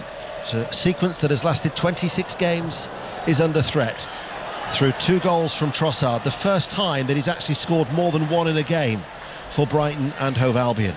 Here is Gross, ball inside, took a little bit of a deflection. Fabinho on the cover, running back into his penalty area to Tsimikas forward ball. Diaz tight behind him is Veltman is trying to roll away from Veltman, who was accused of holding the Colombian, and it will be a free kick to Liverpool. Probably half-time came at the worst time for Liverpool, because that was probably their best spell of the game, wasn't it? But they're still in control. They've still had lots of the ball come on the second half. You know, they're switching the play, keeping it. The pass has been a lot more crisper. Salah, almost. There was half an opening. Oh my God, what a ball by Trent Alexander-Arnold, and Firmino, a little back flick. Salah running off the back again. They just run offside the back every single time. Welbeck passes the ball to Trossard, carries the ball to the edge of the area, enters the penalty area left hand side, cuts it back. Did well actually, because Matip was trying to force him out to out and behind. Liverpool get a throw over on that far side the right, still trailing 2-1. A couple of early goals at St Mary's in the second half for Lee Blakeman. Yeah, you wait ages for a goal, then you know what happens. Southampton 1, Everton 1. Demarai Gray, free kick on the left, header down at the back post, and waiting 2 yards out for a tap-in was Connor Cody to make it Southampton 1, Everton 1. Thiago caught in possession, but Van Dijk was there to help out. Back to Alisson, plays it out early to Tsimikas. Still no Robertson in the side with that knee injury, as this now is with Diaz. Crawley have equalised at home to Stevenage. West Brom have just equalised as well at home to Swansea City. They've drawn 7 of their 10 games in the Championship, Steve Bruce's side. 1-1 at the Hawthorns. Diaz out to Alexander-Arnold in the bright sunshine midway through the Brighton half. Alexander-Arnold 6 yards forward on that right hand side into the Brighton penalty half, towards in the penalty area to Salah, looking for the return ball from Firmino, brought out of defence by Webster. Brighton with Webster holds off Fabinho, now towards March, quickly closed down by Tsimikas, tracks him on the inside, gets a foot into the challenge. Liverpool win the ball, turnover of play there, stepping out of defence was Estepinian, doing well, preventing from reaching Alexander-Arnold. And now it's with Matip, who has to come across and doesn't deal with the threat of Caicedo, who shrugs him off into the penalty area, plays it back, and in between Gross and Welbeck, and there was Thiago to clear the ball away. Now all of a sudden it's with Salah. Salah controls it, coming in off the right touchline, enters the penalty area, crosses early towards Luis Diaz. Away from Solly March, Diaz sliding, won't keep the ball in play. Goal at Cardiff in the Championship, Laura Kenyon. It's Cardiff 0, Burnley 1. Nathan Tell, the Southampton loanee, with the breakthrough for Burnley, poked home from close range. They're the informed team and lead Cardiff 1-0. Only lost 1 of 11 going into that game. Mark Hudson is the caretaker manager for Cardiff City after Steve Morrison was sacked. And Cheltenham 2, Shrewsbury 0 is the latest score in League One. Brighton still lead by 2-1. 5 Live and the BBC Sounds app here at Anfield. Another goal at St Mary's. Lee Blakeman. Oh, Everton have turned it around. Southampton 1, Everton 2. Everton down the right, cross in, back post, and there to drill it in was McNeil. Beats the keeper at his near post. Fierce strike. What an opening 9 minutes to the second half. Southampton 1, Everton 2. Now for Dwight McNeil, that is actually his first goal in a very, very long time. In fact, his last goal was actually for Burnley against Everton, I seem to recall. Try and find you the exact date of that. Somewhere in my notes I seem to have it, but Dwight McNeil has got a long time without a goal. That's his first goal in 54 Premier League games. That's quite incredible for a guy, his talent. Yeah. You know, he's got so much talent in that left foot. You know, I can't multitask. Whilst I was busy looking for that statistic, the producer Claire back in the studio gave me an instruction and I couldn't take it in, and it was to go to Bournemouth and Jonathan Overend. Yeah, Ivan Toney wants you to come here. It's still 0-0, by the way. That's not a goal for Ivan. It's in fact a clearance off the line from him, which is quite incredible. He was chasing back to cover at the far post. Header from Jefferson Lerma had gone over the keeper, but yep, Ivan Toney clearing it off the line. Bournemouth 0, Brentford 0. Just realised it's his first in 55. He'd gone 54 without a goal in the Premier League, and he scored in the 54th minute as Everton lead Southampton by 2-1. Yeah, he definitely should score more than that. He delivers a great ball into the box. He can shoot from distance. So probably the one with Burnley, that was probably the one criticism that he'd probably put on himself as well. The pressure he put on himself, that he should score more goals, and hopefully he will, because he's a top player. That's Steve Stone, former first team coach at Burnley and Newcastle.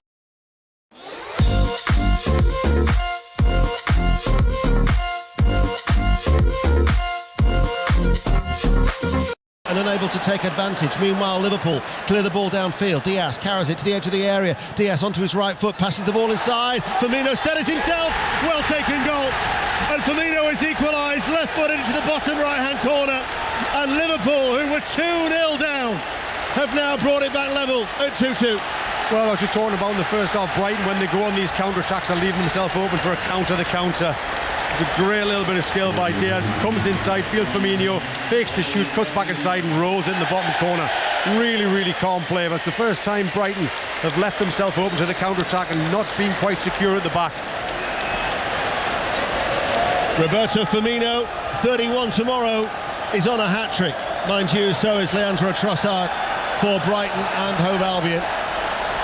And we said that we had an interesting second half, and it's set up perfectly now, because Liverpool, who were 2-0 down inside 18 minutes, have brought it back, and we're back on level terms here at what is now a buoyant Anfield.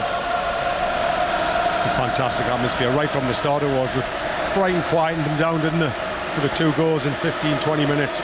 Brighton are still trying to play their way out. They're still really brave and trying to do what they try and do. It's a credit to what they try and do, but they're going to have to put the ball in behind at some stage. It's only the second time in. Yeah, they've been caught again. They're playing in front of them. Here is Firmino. Had a little nibble there, did Lewis Dunk. The referee tried to let the game flow and then has brought it back for a free kick. Good refereeing from referee Andrew Madley. As Fabinho out towards Alexander-Arnold. Henderson gets it back after an outstretched leg from Trossard. So only the second time in a top-flight game Brighton have faced Liverpool where they're actually ahead of them in the table. The previous time was 1981. It was a 3-3 draw at the Goldstone Ground, a season that Liverpool went on to become champions under Bob Paisley. Andy Ritchie and Jimmy Case on that occasion bringing Brighton a share of the spoils after they were 3-1 down. We could easily have a 3-3 scoreline here at Anfield today, but it's Liverpool who produced the fight back as they were 2-0 down and now at 2-2. Thiago held up by Casido. Free kick in favour of Liverpool. Mazfarouki's at Fulham. Couple of decent chances for Newcastle to get a fourth. Couple of decent chances for Callum Wilson, who is sniffing around that 6-yard box, being really impressive this afternoon after his absence of injury. Fulham 0, Newcastle 3. MK Dons 0, Peterborough 3 is the latest score in League One. Simicast to the substitute Diaz. Waits back towards Thiago. Thiago along the ground to Firmino. Only scored 2 hat-tricks in his Liverpool career, Roberto Firmino, as Thiago, little flick inside, Firmino drops deep, back towards Thiago once again, completely dominating Liverpool. Oh, they have been since the break. There's a couple of occasions where Brighton have went on the counter-attack, but Liverpool are trying to overload the wide areas, trying to get a 4v3 and then switch the play. Henderson on the overlap with a cross, and running in was Firmino, and his downward header with one bounce into the arms of Sanchez. Well, Liverpool dragged everybody across the pitch, trying to get the overload on this side. Then a quick switch out to Trent Alexander-Arnold, then fires a first-time cross in. Firmino's got to score as well, hasn't he? The chances are coming. You can see Brighton have worked so hard trying to keep Liverpool at bay. They're just starting to run out of a little bit of energy. Liverpool are using the ball really well, really intelligently. Champions League match coming up on Tuesday night. Rangers are the visitors to Anfield. The game will be live on BBC Radio 5 Live. Maybe with that in mind, Jurgen Klopp is looking to make a double change. Meanwhile, Brighton are on the attack. Trossard just couldn't squeeze it through to Welbeck in the penalty area. Stopped by the Liverpool defence as Matip brings the ball away clear, and it will run out of play for a throw. We'll go to Bournemouth-Brentford. Jonathan Overend. Kick for Bournemouth from 25 yards, curled over the bar by Billing. Still 0-0, Bournemouth 0, Brentford 0. But after Brentford had the better of the first 45 minutes, it's certainly Bournemouth dominating in the second half so far, 0-0. A little bit of youth and a little bit of experience with Harvey Elliott and James Milner, who wait to come on, getting their final instructions. Let's go to Crystal Palace. John Southall. Palace 1, Chelsea 1. Just getting a bit spicy here. Free kick for Palace, 35 yards out. Eze curled it into Guehi. 3-header, poor connection from him. We're about, we played 7 or 8 minutes in the second half, Ian, so we're quite a way behind you. Palace 1, Chelsea 1. Simicast had half an opening there, just couldn't take it in his stride as he'd made his way into the inside left channel of the penalty area, and now it's cleared by Brighton, and there's a little bit of a hug there for Elliott from Milner, who's going to come on. Who's going to be coming off? Is it Simicast? So Milner replaces Simicast, so that's a change at left back. Of course, Robertson is still missing with a knee injury. The versatility of Milner coming to the fore there. He's handed the captain's armband because the other player who's coming off is Jordan Henderson. He's missed the last 3 Liverpool matches with a hamstring injury. A late substitute against Germany on Monday for England. Harvey Elliott replaces Henderson in the midfield as we approach the hour mark, Steve Stone. I don't think there's any surprise in those 2 substitutions. Henderson's worked really well. Decent comeback from him, getting some minutes under his belt. And Harvey Elliott, who's actually been a really, really good player for Liverpool. He's been a bit of a star this season, deserves his minutes. Yeah, he's had a very good start to the season. Blackburn lead Millwall by a 1-0 in the Championship. It's Charlton 1, Oxford United 1 in League One, and a goal now at Fulham. Mazfarouki. A second for Miguel Almiron, and a fourth for Newcastle this afternoon. He did really well to get on the end of a cross from the left from Willock. 10-man Fulham 0, Newcastle 4 now. Ball played back by Webster to Sanchez. Sanchez actually did well to control it with his left foot and then get the ball clear, only as far as Alexander-Arnold over on that far side. These are the latest scores in the Premier League. The result, of course, Arsenal 3, Tottenham 1 in the North London derby. Arsenal 4 points clear at the top of the table. Bournemouth-Brentford, as we've heard, is 0-0. Crystal Palace 1, Chelsea 1. The 10 men of Fulham 0, Newcastle United 4, 2-2 here, and Everton leads Southampton by 2-1. Match of the day tonight, BBC One, 10:25.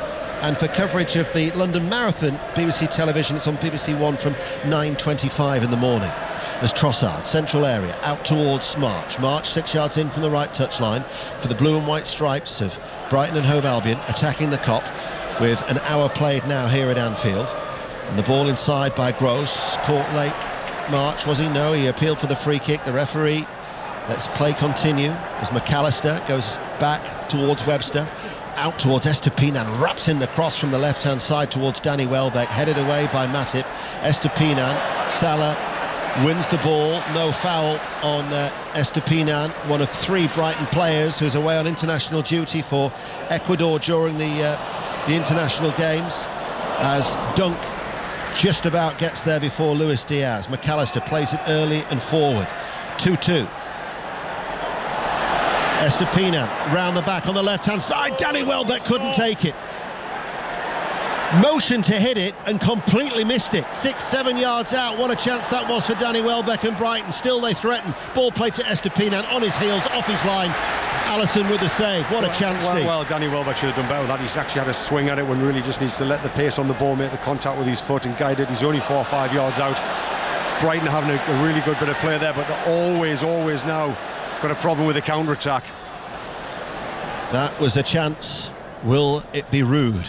As the ball is played to Elliott with a 1-2 from Firmino, right hand side of the penalty area, turns, Alexander-Arnold delivers a low cross, stretching with the left foot to clear, was dunked and then volleyed away by Gross, guided header back by Matip. Let's get an update in the Rugby Union. James Burridge.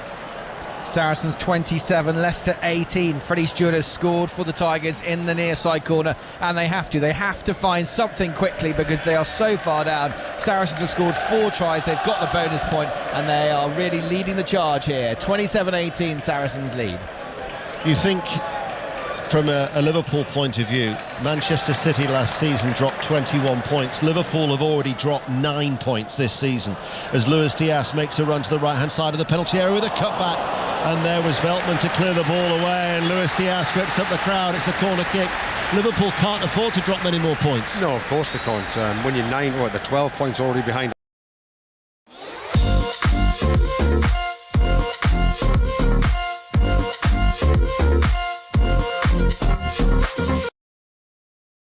Been better than Carvalho.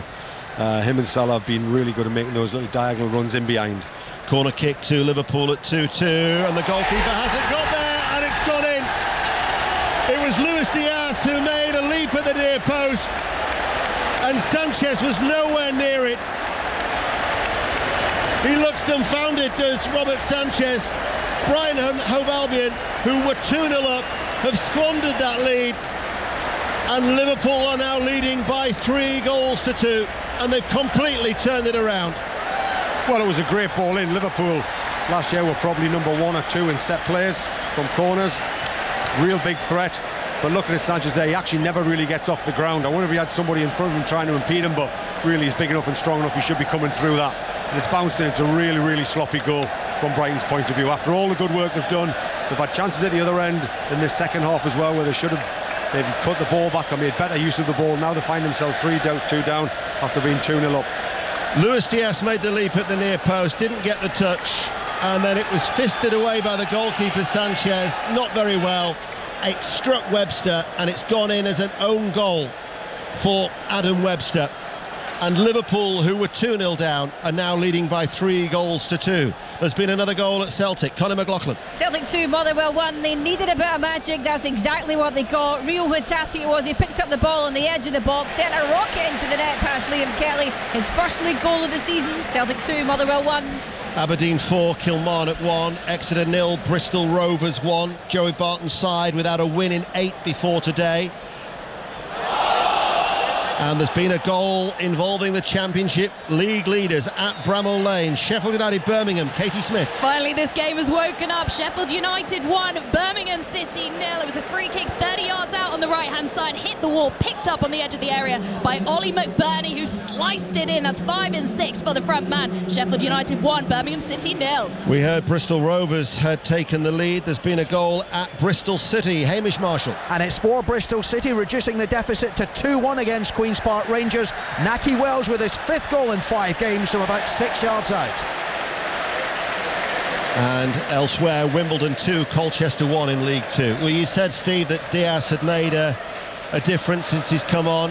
As Brighton now are going to have to make a change, and they're going to bring on the Japanese international, who is Kaora Mitoma.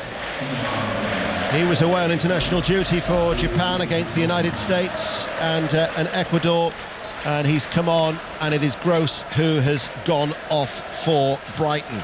It's only his 6th appearance since he arrived on a 4-year deal after last year being loaned to the satellite club of Brighton and Hove Albion, Union Saint-Gilloise in Belgium. Let's get an update from Southampton. Lee Blakeman.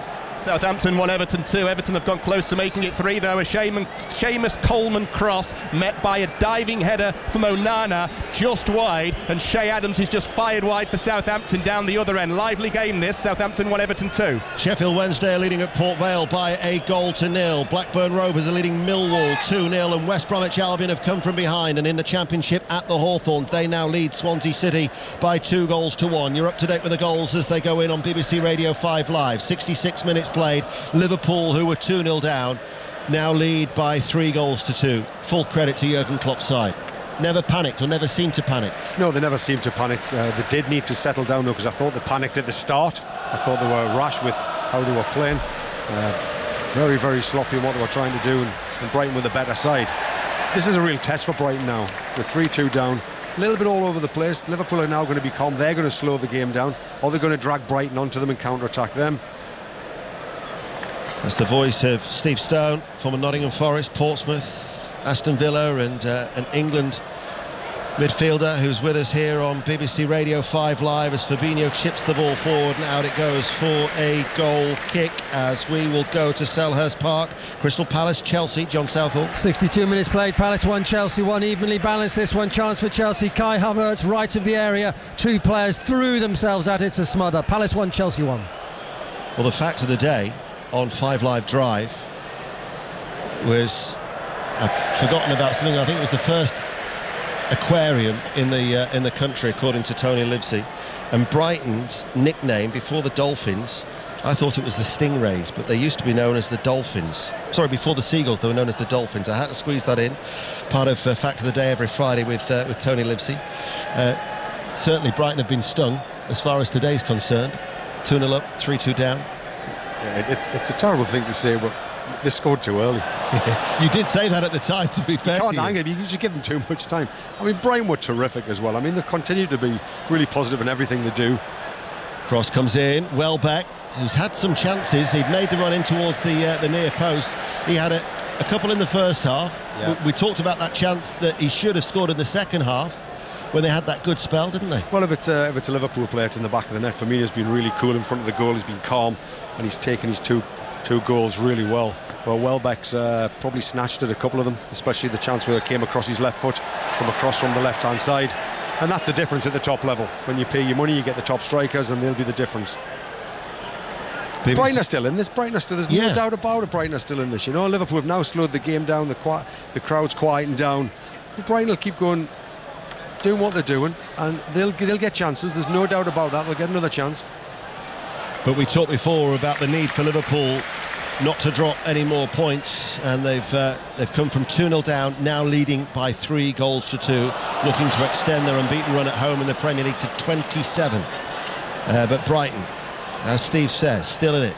Just the one goal, but Thiago wins the ball in the midfield, and then he was caught by Estepina, and he was booked actually in the first half, although not every foul deserves a yellow card. It will just be a free kick, as Leyton Orient have got a goal back, the League 2 leaders. Leyton Orient 1, Newport County 2, and Swindon are leading Northampton also in League 2 by 1-0. Swindon have won their last 3, Northampton second had won their last 4, something I guess had to give at the county ground, and it's Swindon who lead there in the second half. BBC Radio 5 Live in the World Service, just over 20 minutes remaining. Liverpool 3-2 up now. Alexander-Arnold, flat ball in from the free kick, headed out well under pressure, and it will run out of play for a Liverpool throw down by the corner flag.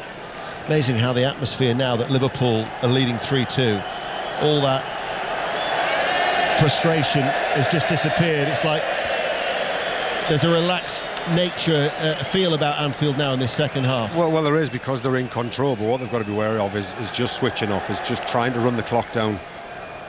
With still plenty of time to go, so they're going to have to be careful, because Brighton still have good players on the football pitch who can cause them problems. They've shown that already. Brighton have had 7 or 8 chances away at Anfield. That's a lot. St Mirren 1, Livingston 0. Ladies score in the Scottish Premiership. Sheffield United, Birmingham in the Championship. Katie Smith. Oh, we got an equaliser. Sheffield United 1, Birmingham City 1. Came out of nowhere, a cross on the right hand side, pinged off a defender, found the feet of Troy Deeney, who's totally unmarked, about 4 yards out, pings it home. First of the season for him, appeals for offside, but the goal stands 1-1. Here is Solly March for Brighton. Back to Veltman. Harvey Elliott chasing after him. Veltman turns one way, but still tracking his every move is Harvey Elliott, chasing after Sanchez. Liverpool are pressing. Brighton now being forced back, and Veltman, the ball goes underneath his right foot for a Liverpool throw. And that was just down to the pressure that Liverpool had created. It's just sheer pressure, you know. Players start to get tired, start to make mistakes. But to be fair to the back three of Brighton, the three centre-halves, they've taken the ball under real pressure at times, and they haven't minded it, you know. Real credit to them and what they're trying to do. But you've got to be progressive when you're trying to do it as well. Burton, who had Thomas Hamer sent off, are now losing at home to Forest Green by 2-1 as Milner touches the ball to Luis Diaz. Inside now to Firmino, able to turn. Luis Diaz running away from the penalty area back towards the halfway line. Thiago outside the centre circle, plays it forward. Little ball from Alexander-Arnold, sliced by Dunk, his blue and white shirt rippling in the wind as Alexander-Arnold tries to wriggle free. Caicedo can't thread a ball through. That was blocked by Thiago. Rebounds to Veltman, who will run the ball clear. There is activity on the Brighton bench down below as Thiago makes a challenge on Trossard, who stays down. Andrew Madley plays the advantage out towards the Japanese international. Mitoma gets away from not one but two challenges on the left-hand side, and they look towards Danny Welbeck, and there was Fabinho, right place, right time to snuff out that Brighton attack. And now Thiago, when he controls this ball, will try and release Diaz, but Trossard back on his feet, wins it back, strikes the heels of Solly March, right corner of the area. As Steve Stone quite rightly says, Brighton are still in this. 3-2 to Liverpool. Dunk. And again, every outfield player of Brighton is in the Liverpool half. Out it goes towards Mitoma. Back now to Estepinian. Estepinian pokes it forward, runs on the overlap. Mitoma now comes on the inside, left corner of the area, tries to play it on the inside to Danny Welbeck, takes it on the chest, running away from goal. Sustained spell of possession here for Brighton. This is Veltman, certainly not been phased from going 3-2 down after leading 2-0, but it's Liverpool's turn now to defend. Diaz keeps the ball in play, might benefit McAllister, sends over a low cross, it's a teasing ball, hasn't been dealt with by Alexander-Arnold at the far post. Brighton maintain the pressure. There is now a real feeling of urgency from the crowd to make sure that they keep Brighton at bay. Brighton doing well. Here is Webster, out it goes to the left. Jota waits to come on the overlap. Estepinian with a cross in towards Welbeck, beaten out by Alisson. It's coming, isn't it? You can feel it. Brighton are really calm in pressure around the box. They don't panic, they don't just put crosses in willy-nilly. Excellent little things in. He should have scored there. Great run across the near post, across the centre half. Welbeck should have scored. They've got a corner kick. We'll quickly go to Maz at Fulham. Almiron thought he had his hat-trick, but he was clearly offside as he slotted in from the right from 10 yards or so out. Still 10 men, Fulham nil, Newcastle 4. Before that as well, we were just talking before that, McAllister had that cross where he's whipped one in right across the face of the goal and nobody's there. Two in the space of about a minute. They've certainly contributed to a fine game of football, have Brighton. Northampton have equalised at Swindon. Swindon 1, Northampton 1.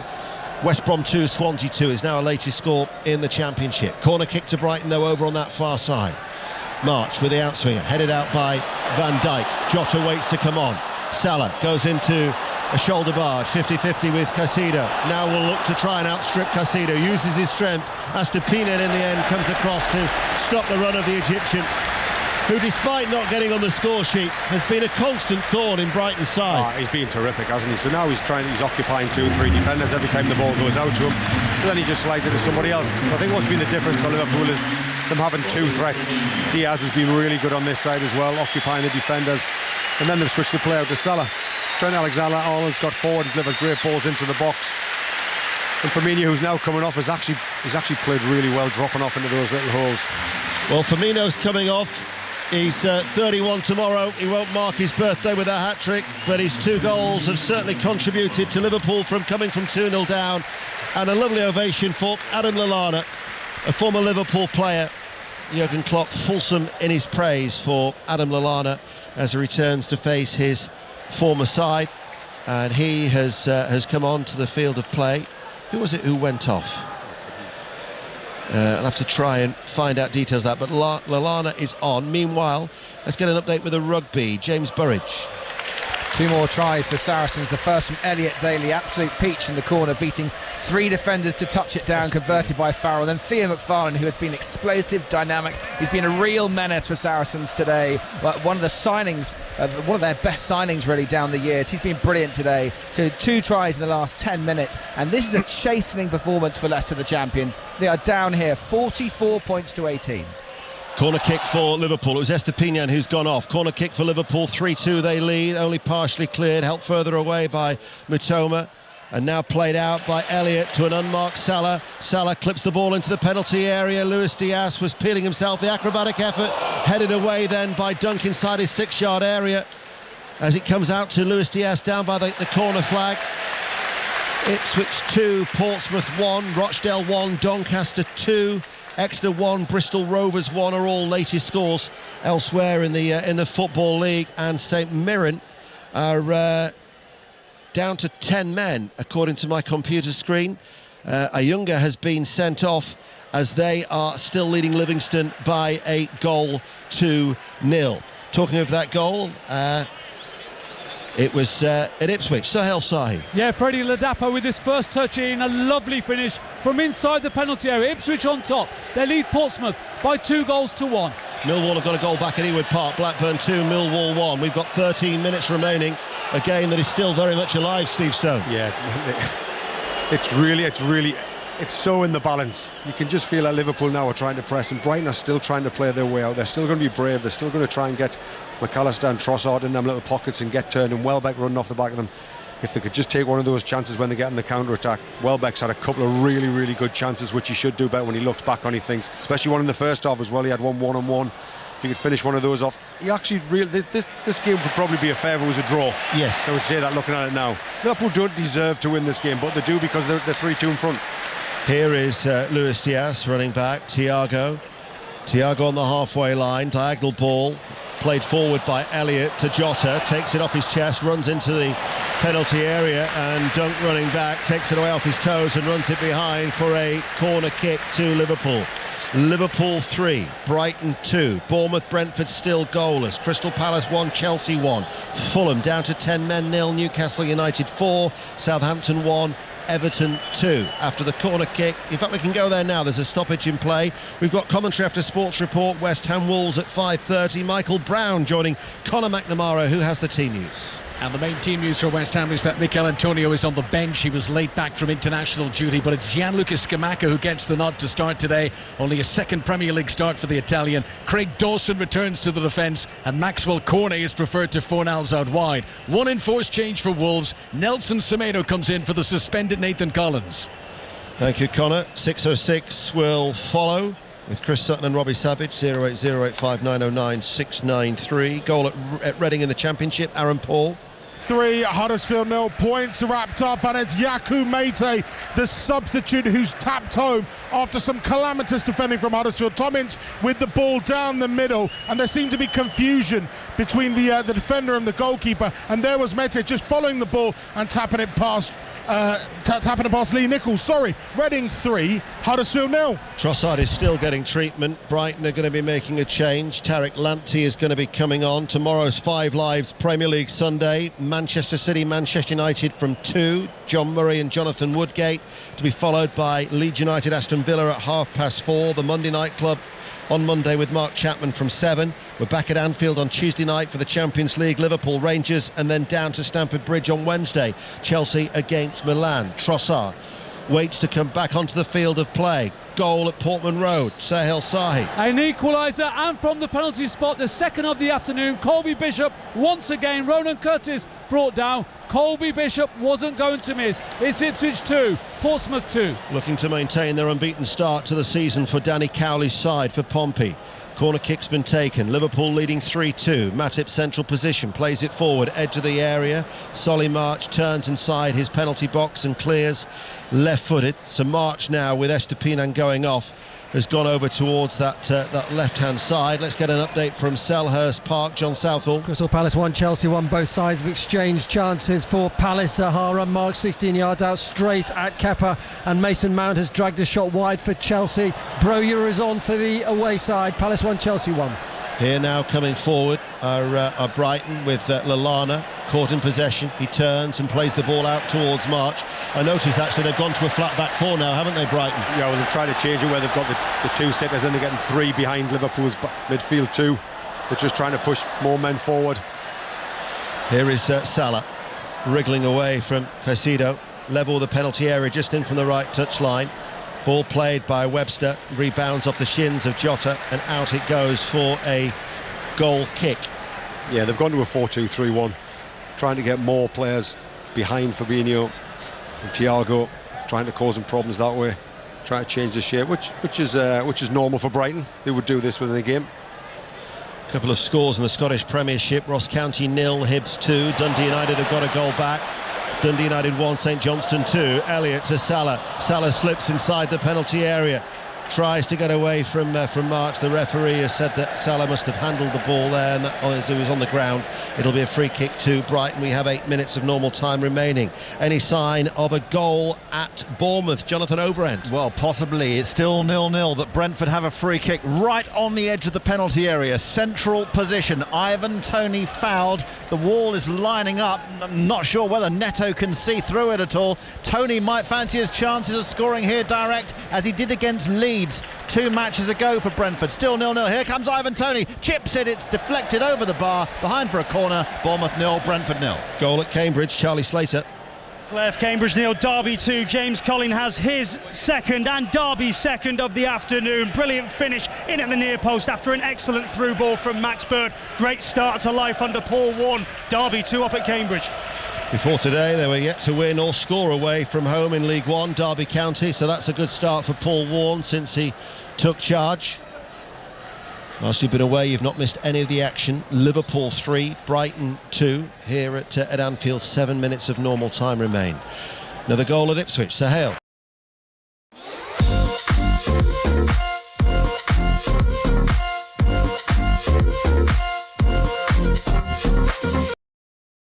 Two. Here is Welbeck for Brighton, 30 yards out from goal. Passes the ball out to Solly March. He passes it now forward. Mitoma with a first time cross from the left hand side. Trossard with the hat-trick goal to equalise. Hit it first time left-footed on the half volley. And Trossard, who had put Brighton and Hove Albion 2-0 up, has scored his first hat-trick for Brighton, and maybe deservedly for De Zerbi to get a share of the spoils. Well, they've had 3 or 4 crosses come in from dangerous areas in the wide. Haven't been able to get on the end of it, but that was a terrific move. Mo Salah sold himself for one of the centre-halves on the far side, pulled Liverpool out of shape.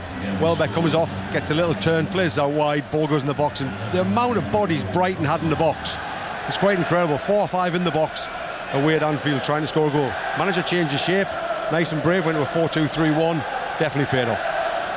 It was a lovely move down the left-hand side, and again I was thinking, are we going to be talking about another Danny Welbeck miss, because it just eluded him, probably dropped about half a foot in front of his right foot. But Trossard, it was just an instinctive finish, wasn't it? Well, it was a cutback as well. Danny Welbeck's been going across the near post, dragging the 2 centre-halves across there. A couple of times he's got there, missed one with his left foot before, got a head on before where Alisson made a great save, but this time he got cut back behind him. 2 centre-halves have got drawn back in right on the goal line, and Trossard comes in the back post, and great finish, by the way. It's a very, very difficult finish. It's bouncing around.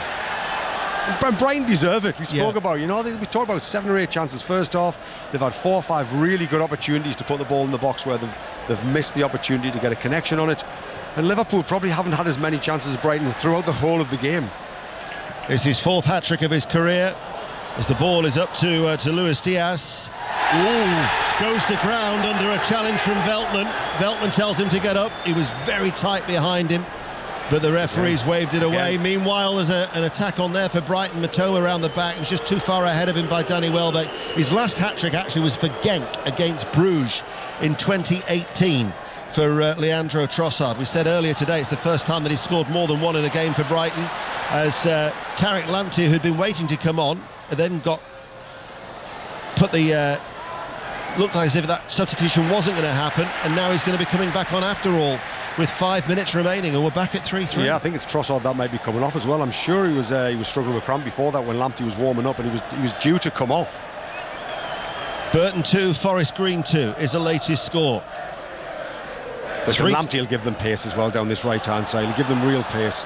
Here is Fabinho. He slips. Still on the ground. He manages to steer it back towards Van Dijk. Now it's with Matip. Floats it forward. Off the chest by Milner. Left-hand side. Scoops the ball long. Caught by Sanchez. All in yellow away towards our left-hand side. The amount of substitutions, you should be looking at about 4 minutes of added on time. But Brighton, Steve Stone said when there were 3-2 down, still a chance in this game. And they're still playing with that ambition that they want to go and get more from this game. Well, that's the only way they know. When they do lose the ball, they can get back in shape nice and quickly. They have been caught on the counter-attack a couple of times when they put too many men forward, when they're trying to exploit Liverpool with their men forward. But it's been a fabulous game. I've got to say it's 3-3. Could have been 6-6 if I'm honest with you. Liverpool defensively, I've got to say, I think have been poor as well. As good as Brighton have been in trying to get it between the lines and overplaying and keeping the ball, I think Liverpool defensively have been poor. Trent's been dragged out a couple of times, got down the side of, I think it's Matip. Cutbacks have caused them problems. Two midfield players haven't recognised the cutback at times, and Brighton have taken advantage of everything that Liverpool have been weak at today. Brighton's hat-trick hero Leandro Trossard is hobbling off to replace by Lamptey. 3-3 with 3 minutes remaining. Southampton against Everton. Lee Blakeman. Southampton 1, Everton 2. Home team pressing for an equaliser. Ward-Prowse has just gone close with a free kick, and Adam Armstrong has had a shot from 12 yards out, deflected wide. Southampton 1, Everton 2. Bolton 2, Lincoln 0, Accrington 3, the 10 men of Morecambe 1. Walsall have equalised at Stockport 1-1. Michael Flynn's side without a win in 11, but at least they're level now at Edgeley Park. St Mirren 1, Livingston 1 in the Scottish Premiership.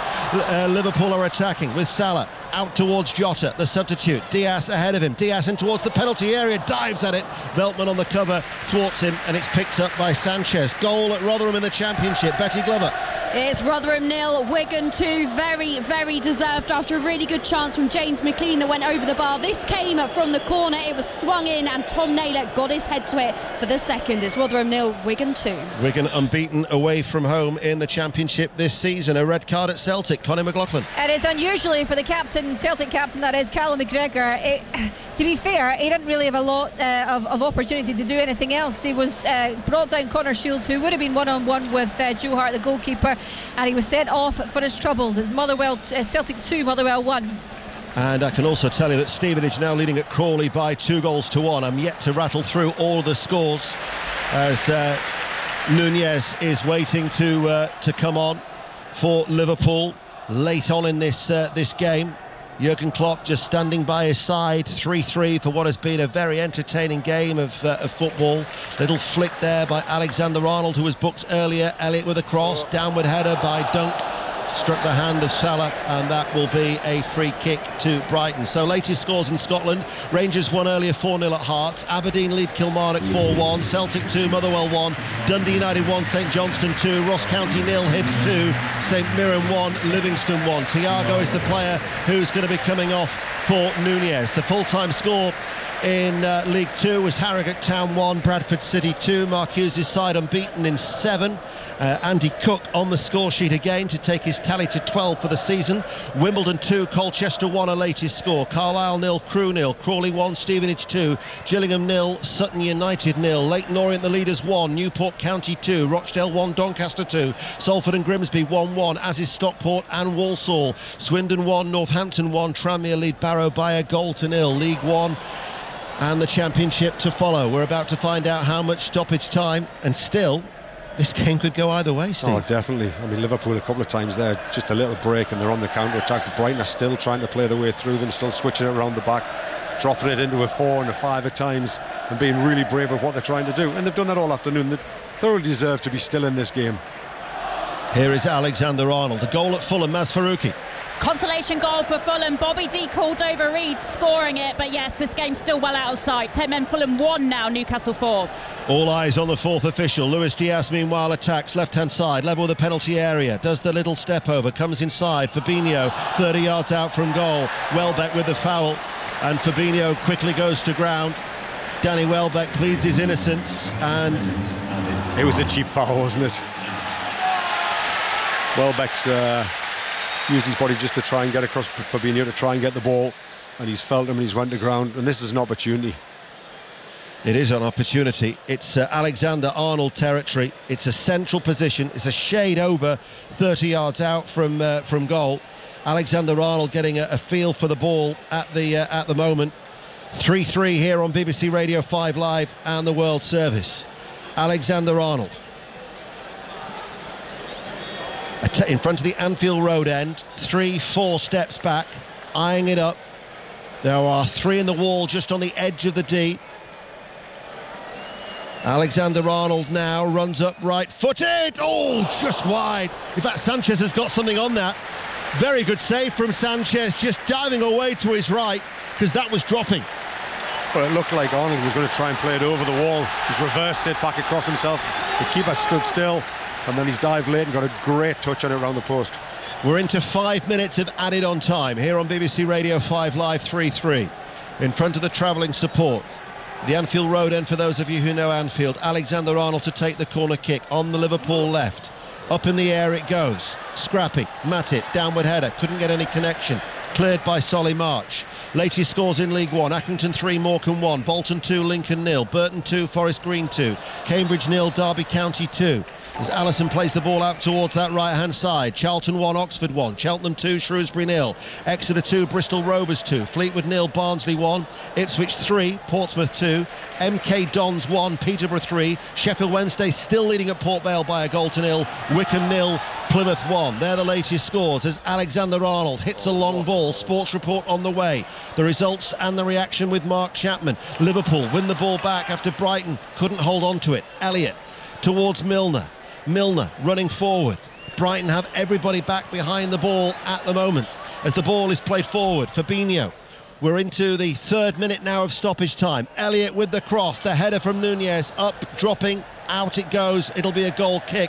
There's a goal at Reading. Aaron Paul. Reading 3, Huddersfield 1. Consolation for the visitors. Tom Lees with a glanced header. Reading 3, Huddersfield 1. The latest scores in the Championship: Blackburn 2, Millwall 1, Blackpool 0, Norwich 1, Bristol City 1, Queen's Park Rangers 2, Coventry 1, Middlesbrough 0, Reading 3, Huddersfield 1 as we've just heard, Rotherham 0, Wigan 2, Sheffield United the leaders 1, Birmingham 1, goalless between Sunderland and Preston, West Bromwich Albion 2, Swansea City 3. Preston, incidentally, yet to lose or concede away from home. That would continue that run. I deliberately left out Cardiff. There's been a goal. Laura Kenyon. It's Cardiff 1, Burnley 1. Callum Robinson with the equaliser for Cardiff. A clinical header at the back post. Game on with 6 minutes added on. Cardiff 1, Burnley 1. We've got 2 minutes remaining of added on time here at Anfield. Luis Diaz. It did eventually go in his favour. The referee had said it was a Brighton throw. Luis Diaz complained. Andrew Madley changed his mind, and now Lewis Dunk is on his haunches to a stoppage in play. Steve. I think Brighton obviously just going to try and slow the game down. Good bit of professionalism behind going down. Probably nothing wrong with them, as we know. MK Dons have got a goal back. MK Dons 2, Peterborough 3. That's in League One. Milner waits. We'll quickly nip to Selhurst Park. John Southall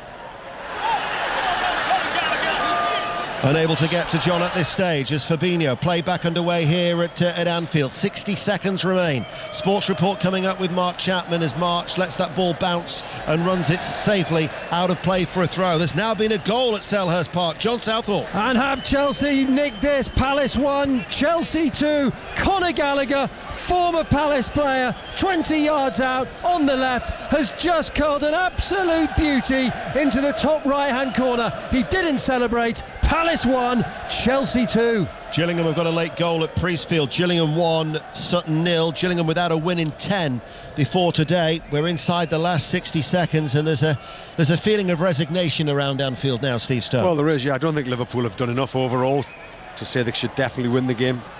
I think Jurgen Klopp afterwards would say he'd be pleased with his players the way they come back from 2-0 down, but still, to go 2-0 down against Brighton at home, it's just not enough.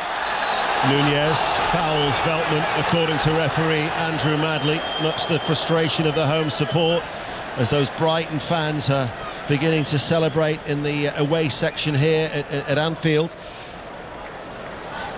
You could sense it, couldn't you? You sense when the game was going on that Liverpool weren't in complete control of this game. Yes, they were counter-attacking. Yes, they had a few chances. But you looked and thought, they're wide open at the back. Yeah. And they're going to find themselves 11 points off Arsenal, and either side of Rangers in the Champions League. They've got Arsenal away next Sunday, followed by Manchester City at home. 2 huge games, because Liverpool have dropped more points here at Anfield. It's finished Liverpool 3, Brighton 3. Trossard with 2 goals in the first half put Brighton 2-0 up. Firmino got a goal back 12 minutes before half-time. Firmino then levelled 11 minutes, only 9 minutes into the second half, and then through a Webster own goal they led 3-2. But Trossard with a fine equaliser, his first hat-trick in the colours of Brighton, deservedly gives Roberto De Zerbi a share of the spoils here at Anfield. Our thanks to Steve Stone, who'll be back in Sports Report, that's on its way after it's finished. Liverpool 3, Brighton and Hove Albion 3. Late goal in League One. Burton Albion, who've lost all of their home games so far this season and are bottom of the table, have got a third in injury time, and they lead Forest Green Rovers by 3-2. Big old win for Everton this afternoon. Lee Blakeman. Yeah, Southampton 1, Everton 2. All the goals came between the 49th and 54th minutes in what was an incredible start to the second half. Southampton led through a great strike from Joe Aribo from the edge of the area. Connor Cody got the equaliser with a tap-in. Then 2 minutes later, Dwight McNeil, with his first goal in 55 games, got what turned out to be the winner. Back-to-back wins for Everton, 6 unbeaten. Southampton, despite a decent display in the second half, losing for the 3rd game in a row. Southampton 1, Everton 2. Newcastle's first win since the opening day of the season in the league has come in some style. Maz Faruqi. Yeah, Fulham 1, Newcastle 4. The whole dynamic of the game changed after less than 10 minutes after Nathaniel Chalobah was sent off for a poor tackle on Longstaff. Callum Wilson then scored Newcastle's first on his return from injury. Miguel Almiron and Sean Longstaff